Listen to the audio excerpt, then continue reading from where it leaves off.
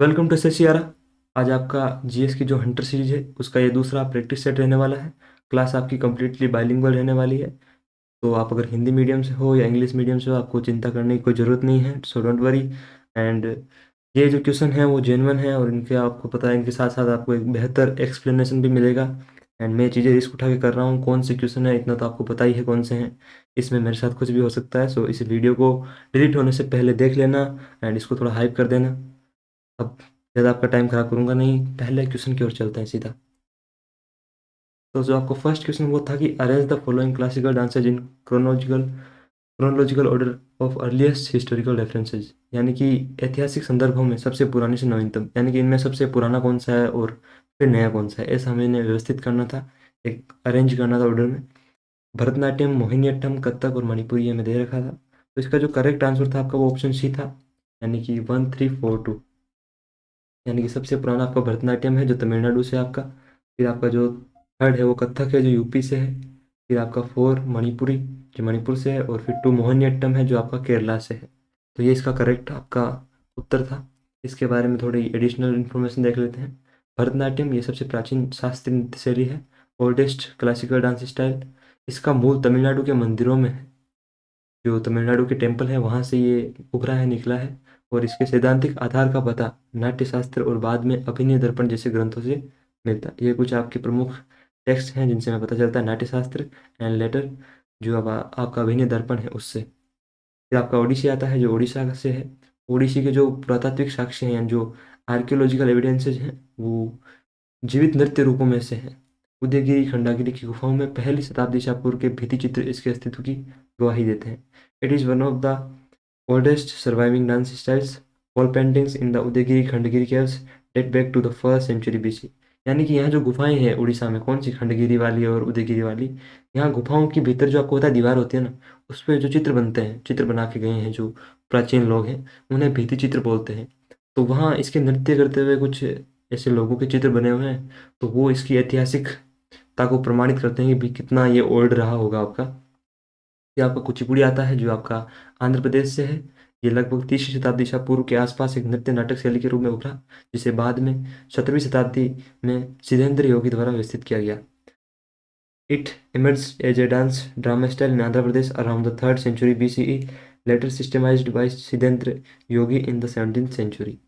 फिर आपका कथक है, इसकी जड़ें उत्तर भारत के कहानीकारों में है। ये आपको उत्तर प्रदेश में मुख्य माना जाता है, लेकिन उत्तर भारत का ये एकमात्र है आपका क्लासिकल डांस जो 400 ईसा पूर्व तक प्रचलित था। इसका विकास मध्यकाल में मुगल दरबारों में हुआ था, जहाँ इसने फारसी और मुस्लिम संस्कृति का प्रभाव भी ग्रहण किया।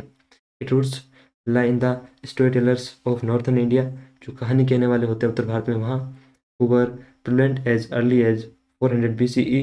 It developed in the Mughal courts during the medieval period। आपको पता है मिडाइवल टाइम में जब मुगल थे तो उस दरबार में भी ये विकसित हुआ, क्योंकि मुगलों का जो शासन था आपका वो ज़्यादातर उत्तर भारत में ही था। Where it also absorb influence from Persian and Muslim culture. आपको पता है कि मुगल जो थे वो मुसलमान थे, मुस्लिम थे, तो वहाँ की जो कल्चर है वो भी इसमें ऐड हुई। भरतनाट्यम के आपको पता ही है प्रमुख नाम जो जो है आपकी, जो वैजयंतीमाला वगैरह इससे संबंधित हैं। ओडिसी में आपको पता है पाणिग्रही वगैरह, कुचिपुड़ी में हलीम खान वगैरह, रेड्डी, राधा रेड्डी, राजा रेड्डी, इनके नाम जो है वो हम एक अलग क्लास में डिस्कस करेंगे। आगे चलते हैं। लोकी जो मणिपुरी है आपका, ये नृत्य रूप 15वीं शताब्दी में वैष्णववाद परंपरा के अंतर्गत लोक शास्त्र में सिखाया गया, जिसमें राधा कृष्ण के सिद्धांतों पर ध्यान केंद्रित किया गया है। इसका सबसे प्रारंभिक रूप लाई हरोबा है। This dance form emerged in Manipur in the 15th century under the Vaishnavism tradition, focusing on the stories of Radha and Krishna। Its earliest form is known as लाई हरोबा। ये आपका क्वेश्चन अक्सर पूछा जाता है कि लाई हरोबा किस नृत्य को कहते हैं, तो वो आपका मणिपुरी है। इसमें क्या है कि जो भगवान आपके कृष्ण और राधा हैं, उनके जो प्रेम प्रसंग हैं, उनकी जो कहानियाँ हैं, उन पे ये आपका अक्सर परफॉर्म किया जाता है। उसी के अराउंड इसकी स्टोरी जो है वो घूमती रहती है। फिर आपका क्षत्रिय, ये नृत्य शैली की शुरुआत 17वीं शताब्दी में असम के महान संत और समाज सुधारक शंकर देव द्वारा वैष्णव मठों में की गई। इसे वर्ष 2000 में संगीत नाटक अकादमी द्वारा शास्त्रीय नृत्य का पता चला। यानी कि अभी जो आपका लेटेस्ट का जो आपका है क्लासिकल डांस, वो ये सत्रिया ही है जो असम से है, ध्यान रखना। फिर आपकी कथकली है जो केरला से है, और मोहिनीअट्टम ये भी केरला से, ये दोनों केरला से है। कथा नाटक के रूप में जाने जाने वाली ये नृत्य नाट्य शैली 17वीं शताब्दी में केरल में विकसित हुई, जो रामायण और महाभारत के महाकाव्यों पर आधारित थी। यानी जो आपकी रामायण और महाभारत है उस पे ये आधारित है आपकी मोहिनीअट्टम। ये केरल की एक एकल स्त्री नृत्य शैली है जिसका नाम विष्णु के मोहिनी अवतार से लिया है। आपको पता है कि एक बार मतलब राक्षसों से अमृत छीनने के लिए भगवान कृष्ण ने मोहिनी अवतार लिया था, तो उसी पे ये आपका बेस्ट है। 18वीं शताब्दी के आसपास इसका पाठ्य संदर्भ मजबूत हुआ, क्योंकि राक्षस प्रवृत्ति के जो लोग होते हैं, आपको पता है कि स्त्री अक्सर उन्हें मोह लेती है। This is a solo female dance form of Kerala named after Vishnu's Mohini avatar. Its textual references became stronger around the 18th century. अगला आपका क्वेश्चन ये था कि which of the following pairs is correctly matched with the shape of its roof. निम्नलिखित में से कौन सा युग्म इसकी छत के आकार से सही सुमेलित है। ये बेसिकली क्या है कि आपका जो उत्तर भारत की जो मंदिर निर्माण की कला थी यानी नागर शैली, उसके अलग अलग भाग दे रखे हैं और इसमें से पूछ रहा है कि इनमें से सही मतलब सुमेलित कौन सा है। लेटिना जो आपका रेक्टेंगुलर और वेगन शेप्ड का होता है। वैसे लेटिना आपने कहीं और भी देखा होगा, क्योंकि आप अक्सर भ्रमण करते रहते हैं सोशल मीडिया पे, कभी यूट्यूब पे, कभी क्रोम पे, कभी इंस्टाग्राम पे, तो कहीं ना कहीं आपकी नज़रों के सामने ये वर्ड लेटिना ही गया होगा, लेटिना। लेकिन उसका अर्थ अलग होता है, इसका अर्थ अलग होता है। ये देसी अर्थ में है, आपने जो देखा वो विदेशी अर्थ में देखा है। इसमें जो सबसे मैच्ड है आपका वो खमसाना वाला है। एक बिंदु तक उठने वाली स्लेब, सीधी ढलान।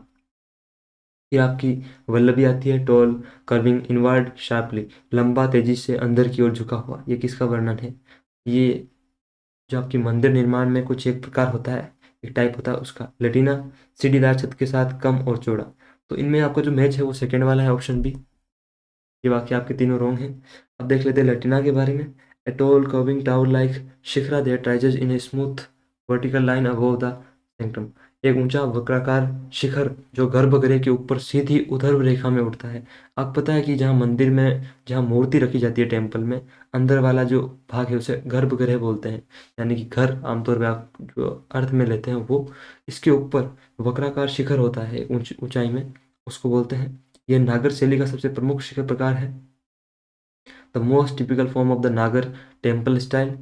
और इसमें क्या है कि इसका आधार चौकोर होता है नीचे से, और शीर्ष पर आमलक व कलश स्थित होते हैं। ये उत्तर भारत के अधिकांश मंदिरों में पाया जाता है। It has a square base and luminates in an amalaka and kalasha seen widely in north Indian temples. यानी आपके जो उत्तर भारत के मंदिर हैं, जो आपके यूपी, राजस्थान, पंजाब, हरियाणा, उत्तराखंड, हिमाचल यहाँ पाए जाते हैं, इसमें अक्सर ये देखा जाता है। इसका जो आधार होता है, जो बेस होता है, वो स्क्वायर टाइप में होता है। और जो ऊपर का आपका शीर्ष होता है, यानी जो सबसे ऊपर का हिस्सा, वहाँ पे आमलक और कलश आपने देखा होगा, जो शादी समारोह में अक्सर यूज में लिया जाता है, उस प्रकार की एक ऊपर की ओर रखा जाता है। इसके जो की फैक्ट्स हैं यानी मुख्य तथ्य, सबसे पुराना व प्रमुख नागर शिखर रूप है ये आपका, ओल्डेस्ट एंड जो आपका सबसे मेन नागर शिखर टाइप है आपका लेटिना। सरल और एक शिखर प्रणाली है, उधर दिशा में यानी वर्टिकल लाइन इसकी जो प्रमुख विशेषता है। फिर आपका आता है खमसाना, एक पिरामिड नुमा सीढ़ी नुमा छत जिसका निर्माण क्षैतिज पत्थरों की परत से होता है, जो ऊपर की ओर आकार में छोटी होती जाती है। यह नागर मंदिरों में प्राय मंडपों के ऊपर प्रयुक्त होता है, न कि मुख्य गर्भगृह के शिखर पर। इसकी बनावट सीढ़ी नुमा दिखाई देती है, तो ये सीढ़ियों की तरह ऊपर की ओर जाता रहता है, फिर ऊपर की ओर छोटे होता रहता है।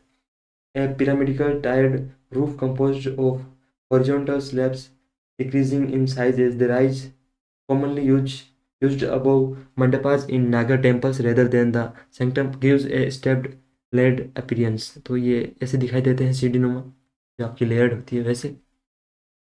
अगला आपका वल्लभी, आयताकार गर्भगृह वाला मंदिर जिसका ऊपरी भाग बैरल वोल्ट धनुषाकार छत के रूप में होता है। इसका नक्शा लंबा चौड़ा होता है और छत घड़ी के ढक्कन जैसी धनुषाकार दिखाई देती है। यह नागर शैली का एक विशिष्ट उप प्रकार है।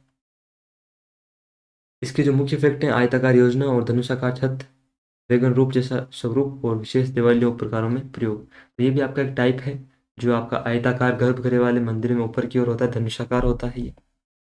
जो आपकी इंपॉर्टेंट इनकी जो की फैक्ट्स वो ये हैं कि लतीना ऊंचा वक्राकार शिखर यानी टॉल कर्विंग वर्टिकल शिखरा। फिर आपका फमसाना जो आपका पिरामिडिकल स्टेप्ड मंडपा रूप होता है, ये सीढ़ी नुमा मंडप छत। और वल्लभी जो होती है वो आपकी एक आयताकार गर्भगृह और धनुषाकार छत। ये इसके प्रमुख आपके की फैक्ट है। अगला प्रश्न आया था आपकी अरुणाचल की तुत्सा जनजाति द्वारा। The Pongtu festival celebrated by the Tutsa tribe of Arunachal Pradesh is primarily observed to seek blessing from which deity before millet harvesting।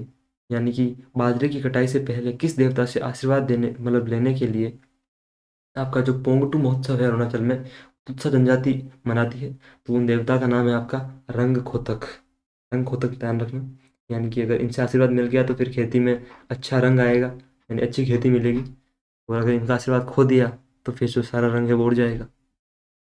इसके की फैक्ट देख लेते हैं। जो कम्युनिटी से मनाती है, जो ट्राइब है, वो आपकी तुत्सा ट्राइब है, तुत्सा जनजाति। फेस्टिवल का नाम है वो पोंगटू है। ये आपको अक्सर मतलब 11 अप्रैल को मनाते हैं, लेकिन अलग अलग गाँव में ये बदलता रहता है, जो अरुणाचल प्रदेश में है। ओकेजन यानी किस मतलब आपके टाइम किस लिए होता है ये, तो बाजरे की कटाई के बाद मानसून से पहले, कृषि नई साल के रूप में। आफ्टर मिलेट हार्वेस्ट, यानी बाजरे को काटने के बाद। बिफोर मानसून, मानसून से पहले, ताकि अच्छी कृषि हो। न्यू ईयर ऑफ, अगर आपकी कृषि नए साल में एक अग्रेरियन कम्युनिटी यानी अच्छी कृषि हो आपकी, उसके लिए पर्पज जो है वो अच्छी फसल, समृद्धि और सामाजिक सौहार्द।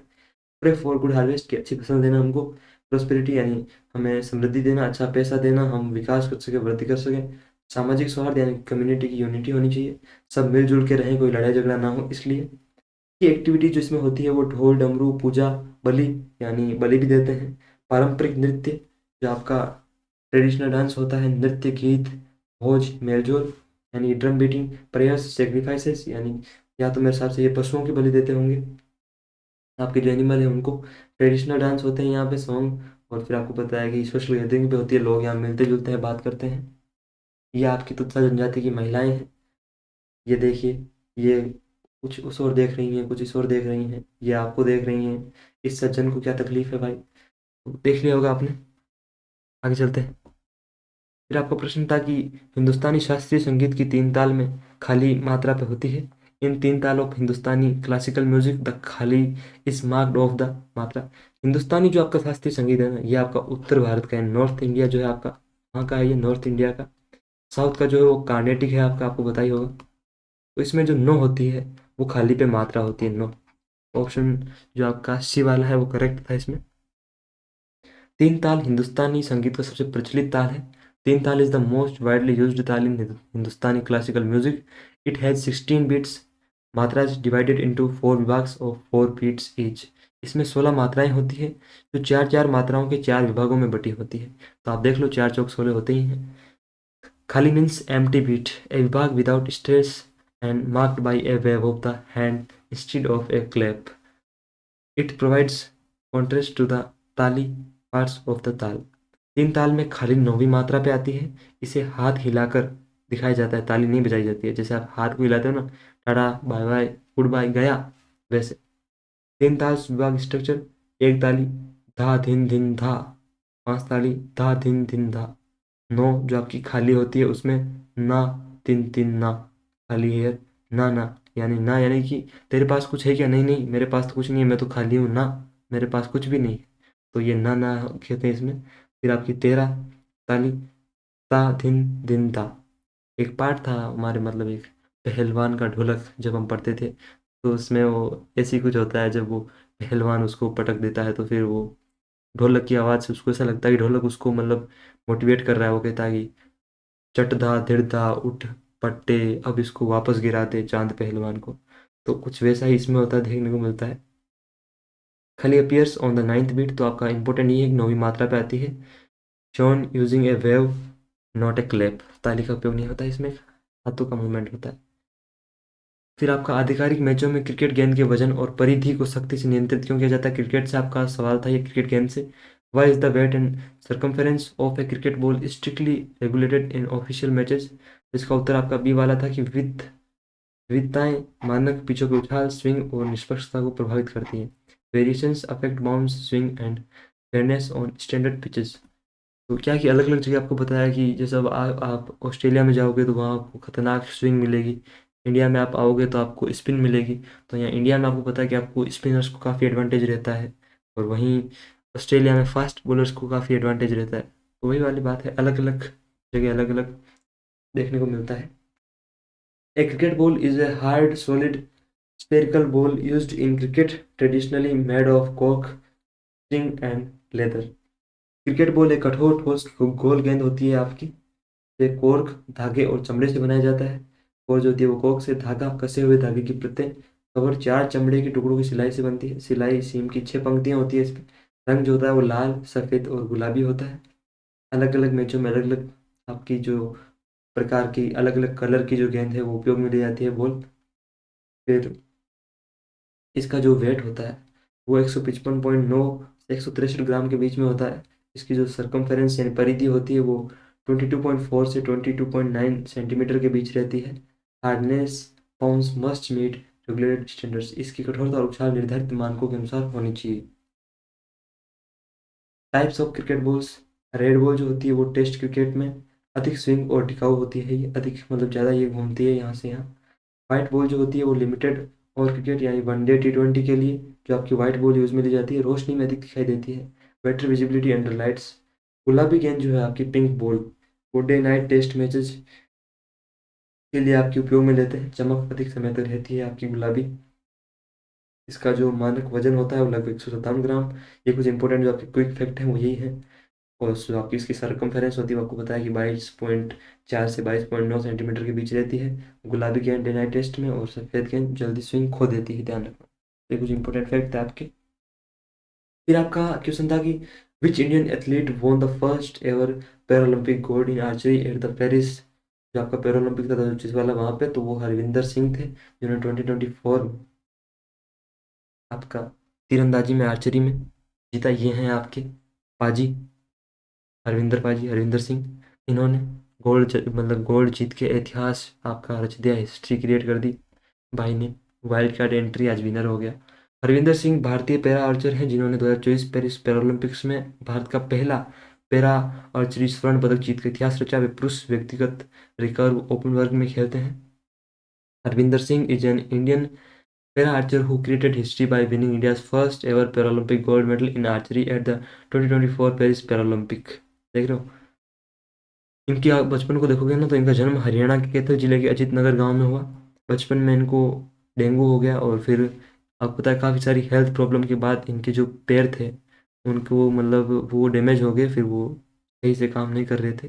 उसके बाद भी 2012 में लंदन पैरालंपिक्स देखकर प्रेरित हुए और आर्चरी शुरू की इन्होंने। और 2017 में अंतर्राष्ट्रीय स्तर पर मतलब इंटरनेशनल लेवल पे आपका यानी अंतर्राष्ट्रीय स्तर पे शुरुआत की और लगातार प्रगति की। won gold medal in men's individual recurve open at Paris 2024, defeating his opponent 6-0 6-0 से हराया। become the first Indian athlete to win a Paralympic gold in archery, तीरंदाजी में पैरालंपिक में स्वर्ण पदक जीतने वाले पहले ये भारतीय एथलीट बने आपके। Earlier won bronze medal at Tokyo 2020 और पैरालंपिक्स यानी कि 2000 आपका 2021 वाला जो टोक्यो का पैरालंपिक था जो आपका आयोजित 2021 में हुआ, उसमें इन्होंने ब्रॉन्ज मेडल जीता था। पेरिस 2024 में पुरुष व्यक्तिगत रिकर्व ओपन में स्वर्ण पदक जीता और ये तो हम देख चुके हैं फैक्ट। अगला प्रश्न आपकी ब्रिक्स की जो मीटिंग थी उससे था 2018 वाला। Which city hosted the meeting of the BRICS ministers of foreign affairs on June 4, 2018 यानी 2018 4 जून को जो मीटिंग हुई थी आपकी विदेश मंत्रियों की। आपको पता है भारत के विदेश मंत्री एस जयशंकर हैं जिन पे काफ़ी सिग्मा एडिट बनते हैं यूट्यूब पे, उनकी आंखों से रेजेड लाइट निकाली जाती है, क्या ही बोले। प्रिटोरिया दक्षिण अफ्रीका में आपकी ये मीटिंग हुई विदेश मंत्रियों की। लेकिन आपसे पूछ ले कि जो लीडर हैं उनकी कहाँ पे हुई थी, तो उनकी जोहान्सबर्ग में हुई थी, यही हुई थी दक्षिण अफ्रीका में। ब्रिक्स क्या है कि जैसे आपको पता है कि अमेरिका और यूरोप के जो कंट्रीज हैं वो नाटो उन्होंने संगठन बना रखा है यानी नॉर्थ एटलांटिक ट्रीटी ऑर्गेनाइजेशन इन्होंने बना रखा है।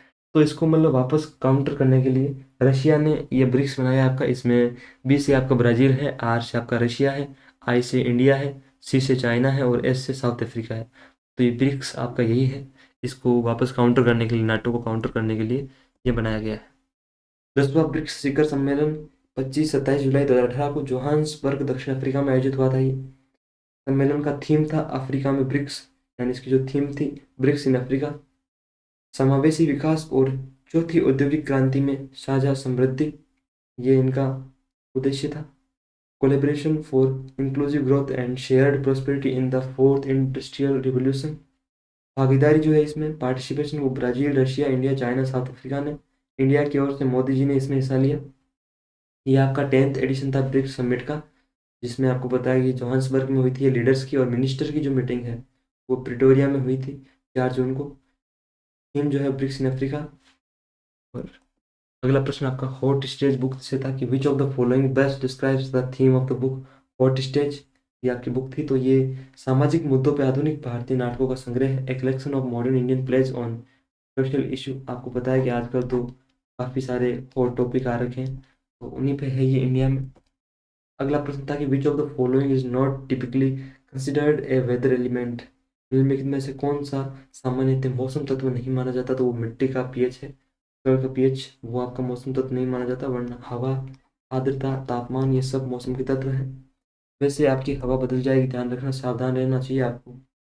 एक बात मैं आपको बता दूं कि कभी भी ना फैमिली के साथ क्राइम पेट्रोल मत देखना यार, क्योंकि क्या होता है कि जब फैमिली वाले पास में होता है ना, तब तो क्राइम पेट्रोल में वो गलत गलत सीन आते हैं, जो गलत संबंध वगैरह बनते हैं ना, अवैध संबंध वगैरह वो। लेकिन फिर आपको पता है कि उनके सामने शर्म भी आती है देखने में। फिर जब वो चले जाते हैं, फिर आप अकेले रहते हो, तब आपका अनूप सोनिया जाएगा और बोलेगा सावधान रहें, सतर्क रहें। क्या मानसी की तपिश इतनी शानदार थी कि वो अपनी बेड़ियों को तोड़ के आगे बढ़ने को तैयार थी। तो भाई तू अब क्या करने आया है? पहले आना चाहिए था जब हम सामूहिक रूप से देख रहे थे, लेकिन तुम भी अकेले में आते हो। जो चीज़ अकेले में देखनी चाहिए वो सामूहिक रूप से आती है। कभी कभी ऐसी परिस्थितियाँ देखने को मिल जाती है आपको। अगला प्रश्न था आपका, विच of the following about the 61st, आपकी जो नेशनल चेस चैंपियनशिप थी उसके बारे में करेक्ट है? आपका कौन सा आपका जो फैक्ट है वो? ग्रैंड मास्टर कार्तिक वेंकटरमन ने गुड़गांव में जीत हासिल की, यानी जो आपकी 61वीं राष्ट्रीय शतरंज चैंपियनशिप थी, और उन्हें 6 लाख रुपए मिले। तो ये आपका फैक्ट बिल्कुल करेक्ट है। अगला था कि आपका आईएम जो नीलीश शाह है, वो इसमें दूसरे स्थान पर रहे, लेकिन गांगुली के खिलाफ टाई ब्रेक गेम के कारण हार गए। तो ये आपका रॉन्ग है। जो आपका फर्स्ट वाला स्टेटमेंट है वो आपका इसमें करेक्ट है। ये है आपके कार्तिक वेंकट रमन, जिन्होंने अभी ये जीता है आपका नेशनल चेस, जो आपकी चेस चैंपियनशिप थी वो। देख लीजिए इनको। 61वीं राष्ट्रीय शतरंज चैंपियनशिप 2024 का आयोजन RPS international school Gurgaon Haryana में हरियाणा चेस एसोसिएशन द्वारा किया गया था। मुख्य तथ्य, पूरे भारत से कुल 341 खिलाड़ी इसमें शामिल हुए हैं। टोटल पार्टिसिपेंट जो है, टूर्नामेंट का प्रारूप 11 राउंड का इसमें स्विच सिस्टम था। कुल पुरस्कार जो है वो 30 लाख थे इसमें। और प्रथम पुरस्कार जो 6 लाख और ट्रॉफी जो आपको बताया कि कार्तिक वेंकट रमन को मिली है। Many grand masters and international masters participated, कई सारे देसी और विदेशी जो ग्रैंड मास्टर हैं उन्होंने इसमें पार्टिसिपेट किया। विजेता और शीर्ष परिणाम यानी विनी जो आपके टॉप फिनिशर्स हैं, चैंपियन जो थे इसके वो कार्तिक वेंकट रमन थे। इनका स्कोर 9-11 था। 9-11 से आपको क्या याद आ रहा है? आपको पता है कि अमेरिका में जो टेररिस्ट अटैक हुआ था, इसके आधार पर 9/11 won on clock tie break एक नियम होता है आपका, जो आपका शतरंज में टाई ब्रेक वाला, उससे इन्होंने जीत हासिल की। चैंपियन जो इसके कार्तिक वेंकट रमन रहे। फिर आपका स्कोर 9-11 बुच होल जो टाई ब्रेक पर। उप विजेता जो थे वो आपके सूर्या शेखर गांगुली थे, जो सेकंड पोजीशन जिन्होंने हासिल की 9/11। जो थर्ड प्लेस था आपका नीलेश शाह ने 9/11। तीनों का ही जो स्कोर है वो 9/11 ही था। कड़ा मुकाबला। Top 3 players all ended with 9 points, decided only by tie breaks, इस टाई ब्रेक से ही निर्णय हुआ। अगला प्रश्न था आपका, what was launched on electrical safety day 2025 by most power and new renewable energy Shri Shripad Naik. विद्युत सुरक्षा दिवस 2025 पर विद्युत और नवीन एवं नवीकरणीय ऊर्जा राज्य मंत्री श्री श्रीपद नायक द्वारा क्या लॉन्च किया गया था? वो आपका था सुरक्षा शक्ति सुरक्षा, या मैस्कॉट आपका लॉन्च किया गया था। ध्यान रखना, ऑप्शन 20 का करेक्ट आंसर था आपका। अगला प्रश्न था आपका छोटा नागपुर का जो पठार है उससे। The Chota Nagpur plateau is considered an eastern extension of the central highlands. Chota Nagpur का पठार को मध्य उच्च भूमि का पूर्वी विस्तार माना जाता है। The Chota Nagpur plateau is drained primarily by the Chambal and Betwa rivers. Chota Nagpur पठार का जल प्रवाह मुख्यतः चंबल और बेतवा नदी द्वारा होता है। आपका ए तो सत्य है, लेकिन आर बिल्कुल असत्य है, क्योंकि आपको पता है कि इसमें तो कई सारी नदियां हैं, जो स्वर्ण रेखा वगैरह। चंबल और बेतवा का इसमें उतना इंपॉर्टेंट रोल है ही नहीं, क्योंकि चंबल बेतवा तो आपकी, आपको पता है राजस्थान मध्य प्रदेश वहाँ बहती है। लेकिन ज़्यादा छोटा नागपुर का आपका पठार है वो मुख्यतः झारखंड में स्थित है, और इसके कुछ भाग जो हैं वो उड़ीसा, पश्चिम बंगाल, बिहार और छत्तीसगढ़ में फैले हैं। इसका जो प्रमुख आपका शिखर है, इंपॉर्टेंट पीक्स, वो आपकी पारसनाथ हिल है, जो 1365 मीटर इसकी ऊंचाई है। ये छोटा नागपुर पठार की सबसे हाईएस्ट पीक है। क्वेश्चन पूछ सकता है यहाँ से आपसे। नेतरहाट की जो पहाड़ियाँ, रांची की पहाड़ियाँ वहीं इसी में आती हैं। इसकी जो लोकेशन है वो बंगाल के मैदानों के पश्चिम तथा इंडो गंगा मैदान के दक्षिण में स्थित है। Lies to the west of the Bengal plains and south of the Indo Gangetic plain. आप अगर इंडिया के मैप को देखोगे एक बार, यहाँ पे देख लेते हैं, यहाँ पे ये रहा आपका इंडिया का मैप। ऐसा ही बनेगा भाई, अभी एडजस्ट कर लो। वैसे भी आपको तो पढ़ने से मतलब होना चाहिए। अगर आप देखोगे तो यहाँ आपका झारखंड वगैरह जो पठार है भाग, ये यहाँ पे आता है आपका, यहाँ पे ये छोटा नागपुर का जो पठार है यहाँ पे, इस वाले भाग पे। पश्चिम बंगाल जो आपको पता है यहाँ पे है, तो इसके तो ये पश्चिम में ही रहेगा। और गंगा का जो मैदान है वो आपको पता है कि यहाँ उत्तर प्रदेश बिहार में है, तो इसके ये दक्षिण में रहेगा, ध्यान रखना यहाँ पे। कुल क्षेत्रफल जो है इसका 65,000 वर्ग किलोमीटर स्क्वायर किलोमीटर है। अत्यंत प्राचीन आर्कियन सेलों के उत्थान और अपक्षय प्रक्रियाओं से ये आपका निर्मित हुआ बना है आपका। Mostly composed of Angénieux and metamorphic rocks, जो आपकी मेटामॉर्फिक रॉक्स है, यानी कि ग्रेनाइट और ग्नीस और शिस्ट, इनसे ये बना है। आग्नेय और रूपांतरित चट्टानें जो होती हैं उनसे। पठार से निकलने वाले जो प्रमुख आपके रिवर्स हैं वो दामोदर हैं, स्वर्णरेखा है, उत्तर दक्षिण कोयल है और बराकर है। ये आपकी इंपॉर्टेंट रिवर्स है जो यहाँ से निकलती हैं। नदियाँ पूर्व की ओर बहती हैं, ईस्टवर्ड, और हुंडरू, तंसम, जोन्हा जैसे जो जलप्रपात हैं आपके वाटरफॉल्स ये क्रिएट करती हैं आपकी नदियाँ जो हैं वो। यहाँ आपके जो प्रमुख खनिज मिलते हैं, it is one of India's richest mineral belts. यहाँ सबसे ज़्यादा खनिज मिलते हैं, ये भारत के सबसे समृद्ध खनिज बेल्टों में से एक है। मेजर जो आपके यहाँ से मिनरल्स मिलते हैं वो आपका कोयला, जो झरिया, बोकारो, रामगढ़ से मिलते हैं। आपको बताया कि बोकारो जो कहाँ पे है, पश्चिम बंगाल में है या झारखंड में है, कहाँ पे है बताओ, कमेंट करना। सिंहभूम से आपको क्या मिलता है, लौह अयस्क मिलता है। फिर आपका जो अभ्रक है वो कहाँ से मिलता है, वो कोडरमा से मिलता है। तांबा, बॉक्साइट, यूरेनियम, ये भी आपके यहाँ इम्पोर्टेंट हैं जो मिलते हैं आपका। जलवायु, वनस्पति, क्लाइमेट, जो आपकी और जो आपकी वेजिटेशन यानी वनस्पति है उससे। जलवायु यहाँ की उष्णकटिबंधीय मानसूनी है, ट्रॉपिकल मानसून। उष्णकटिबंधीय पर्णपाती भी है। प्रमुख वृक्ष जो यहाँ मिलते हैं वो साल के, सागौन के और जो बांस, बेम्बू जो है वो यहाँ मिलते हैं प्रमुख। बेम्बू से याद आया कि बेम्बू डांस जो आपका चेरा नृत्य है वो कहाँ से किया जाता है, वो मिजोरम में किया जाता है, कल हमने पढ़ा था। जनजातीय जनसंख्या, यहाँ पे जो प्रमुख ट्राइब रहती हैं आपकी वो मुंडा, उराव, हो और संथाल जो रहती हैं। बोकारो आपका कहाँ पे है, बोकारो झारखंड में है। रानीगंज पश्चिम बंगाल में है, ध्यान रखना। भारतीय अंतरिक्ष स्टेशन बीएस का पहला मॉड्यूल किस वर्ष लॉन्च किया जाना है, in which year is the first module of the Bharatiya Antariksh station scheduled for launch. तो आपका 2028 में इसे शेड्यूल किया गया है लॉन्च करने के लिए, ध्यान रखना। यह है आपका भारतीय अंतरिक्ष स्टेशन, इसका एक छोटा सा नमूना आप देख सकते हो, ऐसा है ये स्टेशन।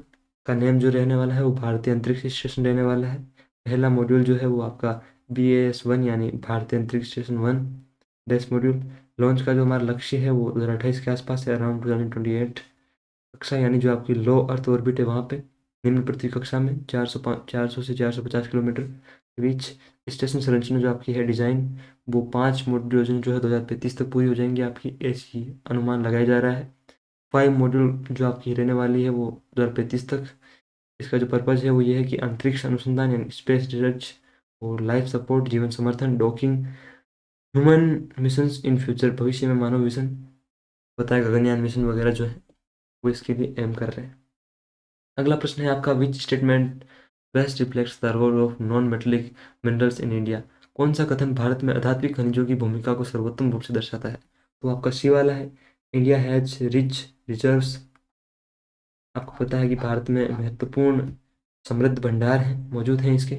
जो आपका अधात्विक खनिज है इसके, मेजर इंडस्ट्रीज हैं, आपको पता है मेटल और मेजर इंडस्ट्रीज। पानी पी लेता हूँ तब तक आप इसे पढ़िए।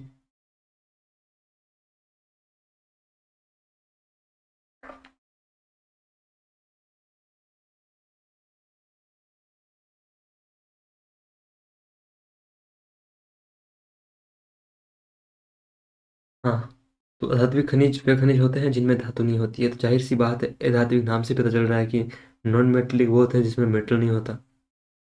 इसका जो मेन आपका उपयोग होता है वो सीमेंट, खाद, कांच, चीनी, मिट्टी, रसायन उद्योग में होता है। आपके जो सीमेंट, फर्टिलाइजर्स, ग्लास एंड जो आपके केमिकल वगैरह होते हैं उनमें। फिर आपका आता है अभ्रक। भारत दुनिया के प्रमुख अभ्रक उत्पादकों में शामिल है। प्रमुख जो क्षेत्र हैं इंडिया में, झारखंड, कोदरमा, बिहार, राजस्थान, आंध्र प्रदेश, यहाँ पे यूज होता है वो इलेक्ट्रॉनिक्स, इंसुलेशन और फायर प्रूफ सामग्री में होता है। फिर आपका लाइमस्टोन भारत में सबसे अधिक मिलने वाला अधात्विक खनिज है ये चूना पत्थर। प्रमुख क्षेत्र जो है मध्य प्रदेश, राजस्थान, आंध्र प्रदेश, गुजरात, तमिलनाडु है। इतना आप याद ना भी रखो तो चलेगा, क्योंकि इतनी चीज़ें याद रहती भी नहीं, बट फिर भी एक बार आंखों के सामने से निकाल लो, क्योंकि थोड़ा बहुत याद रह ही जाता है। जिप्सम प्रमुख क्षेत्र जो है राजस्थान, जम्मू कश्मीर, हिमाचल प्रदेश का यूज सीमेंट, उर्वरक, प्लास्टर ऑफ पेरिस में। डोलोमाइट जो है आपका छत्तीसगढ़, उड़ीसा, मध्य प्रदेश में, इसका यूज आयरन स्टील में होता है। भारत चूना पत्थर और रबर के विश्व स्तरीय भंडार रखता है, ध्यान रखना, यानी वर्ल्ड में आपको पता है कि इंडिया काफ़ी ज़्यादा रखता है ये चूना पत्थर और रबर। राजस्थान धात्विक खनिजों का सबसे प्रमुख राज्य है, इसलिए राजस्थान को खनिजों का अजायब घर भी बोलते हैं। राष्ट्रीय आपातकाल की घोषणा को प्रत्येक सदन द्वारा कितने महीनों के भीतर अनुमोदित किया जाना चाहिए? तो वो 1 महीने के भीतर अनुमोदित करना चाहिए इसको। फर्स्ट वाला जो है आपका आपका करेक्ट होगा। A proclaim a proclamation of national emergency must be approved by each house within how many months? वो आपकी 1 महीने के भीतर करना चाहिए। नेशनल इमरजेंसी जो है उसका अनुमोदन 1 महीने के भीतर होना चाहिए। National emergency must be approved with in 1 month by both houses of parliament. Approval requires a specific majority, यानी स्पेशल मेजोरिटी चाहिए इसके लिए। More than 50% of the total membership of the house and 2/3 of the members present and voting. अनुमोदन के लिए विशेष बहुमत चाहिए, यानी संसद के कुल सदस्य जो रहते हैं वहाँ पे संख्या का आधे से अधिक सदस्य संख्या, जितने उस मतलब आपको पता है कि मान लो 545 है, तो उनमें आधे से अधिक तो होना चाहिए। और जो वहाँ उपस्थित होते हैं मतदान करने वाले सदस्यों का 2/3 बहुमत, जिन्होंने वोटिंग की है उनका 2/3 होना चाहिए, ध्यान रखना। फिर आपका आता है अनुमोदन के बाद, तो एक बार अगर ये अनुमोदित हो गया आपका, फिर आपातकाल 6 महीने के अंतराल पे नवीनीकृत किया जा सकता है, यानी बढ़ाया जा सकता है 6 महीने बाद फिर से, जब तक संसद हर 6 महीने इसे पुनः मंजूरी देती रहे। इसे अनिश्चित आपातकाल मतलब अनिश्चित काल तक बढ़ाया जा सकता है। 6 महीने में वापस ही आपकी मंजूरी मिलनी चाहिए, और फिर ये बहुत मतलब जितना चाहे तब तक बढ़ाया जा सकता है इसको, आपातकाल को। आपको पता है नेशनल इमरजेंसी जो है आर्टिकल 352 के अंतर्गत आती है, आपको पता ही होगा। अनुच्छेद 352 इसमें आती है। राष्ट्रपति, आपको पता है, इसे लिखित रूप से घोषणा मिलने के बाद प्रधानमंत्री को फिर लागू करता है। प्रेसिडेंट्स अथॉरिटी, राष्ट्रपति की शक्ति। The president can declare emergency on written advice of the cabinet. ये जो आपका प्रावधान है ना लिखित वाला, ये 44वां जो आपका अमेंडमेंट था उसके बाद हुआ, क्योंकि उससे पहले क्या है कि आपको पता है इंदिरा गांधी ने 1975 में जब फखरुद्दीन अली अहमद प्रेसिडेंट थे, उस समय उनको मतलब बाद में बताया, इमरजेंसी लगाने के बाद कॉल करके बता दिया, हाँ भाई सुन, मैंने ये कर दिया है। तो इसमें इससे क्या है कि प्रेसिडेंट को तो पता ही नहीं क्या हो गया। तो फिर उन्होंने जो मोरारजी देसाई की सरकार आई, तो उन्होंने कहा कि नहीं नहीं, अब आपको पहले लिखित सलाह मतलब रिटन एडवाइस देनी पड़ेगी आपको कैबिनेट को, तभी लागू करेंगे। आपातकाल के आधार यानी grounds of national emergency under article 352, यानी कि युद्ध, बाहरी आक्रमण और सशस्त्र विद्रोह यानी आर्म्ड रिबेलियन की जो स्थिति होती है, ये आपका 44वां जो अमेंडमेंट है उसके बाद इसे मतलब ऐड किया गया सशस्त्र विद्रोह को। उससे पहले क्या था कि इंटरनल डिस्टर्बेंस यानी आंतरिक अशांति एक वर्ड था, है ना। तो उसके आधार पे ही इंदिरा गांधी ने 1975 में जो है आपका इमरजेंसी डिक्लेयर की थी। तो इस वर्ड को हटा दिया इन्होंने, जो आपका इंटरनल डिस्टर्बेंस है, और उसके मतलब स्थान पे उसको रिप्लेस करके इन्होंने आर्म्ड रिबेलियन नामक एक वर्ड जोड़ा, यानी सशस्त्र विद्रोह जोड़ा। मौलिक अधिकारों पे क्या इफेक्ट पड़ता है आपका जो इमरजेंसी होती है उसका? आर्टिकल 19 जो है आपका वो ऑटोमेटिकली सस्पेंड हो जाएगा आपका, मत मतलब अपने आप ही हो जाएगा, स्वतः निलंबित हो जाता है। बेस्ड ऑन वॉर और एक्सटर्नल अग्रेशन। आपको पता है अनुच्छेद 19 में मतलब देश भर में घूमने फिरने की जो स्वतंत्रताएं वगैरह हैं वो तुरंत रद्द हो जाएंगी। अब मान लो कि कश्मीर में युद्ध हो रहा है और आपने मतलब इमरजेंसी डिक्लेयर कर दी, और फिर आप कहोगे नहीं नहीं मुझे तो वहाँ घूमने जाना है, मुझे तो बर्फ़ घूमनी है, और उन्होंने कहा नहीं भैया देखो ये अब इमरजेंसी चल रही है, आप कहोगे नहीं ये तो मेरा फंडामेंटल राइट है। ये बोलेंगे कि इमरजेंसी में ये आपका जो आर्टिकल 19 है ये अपने आप ही सस्पेंड हो जाता है, ध्यान रखना।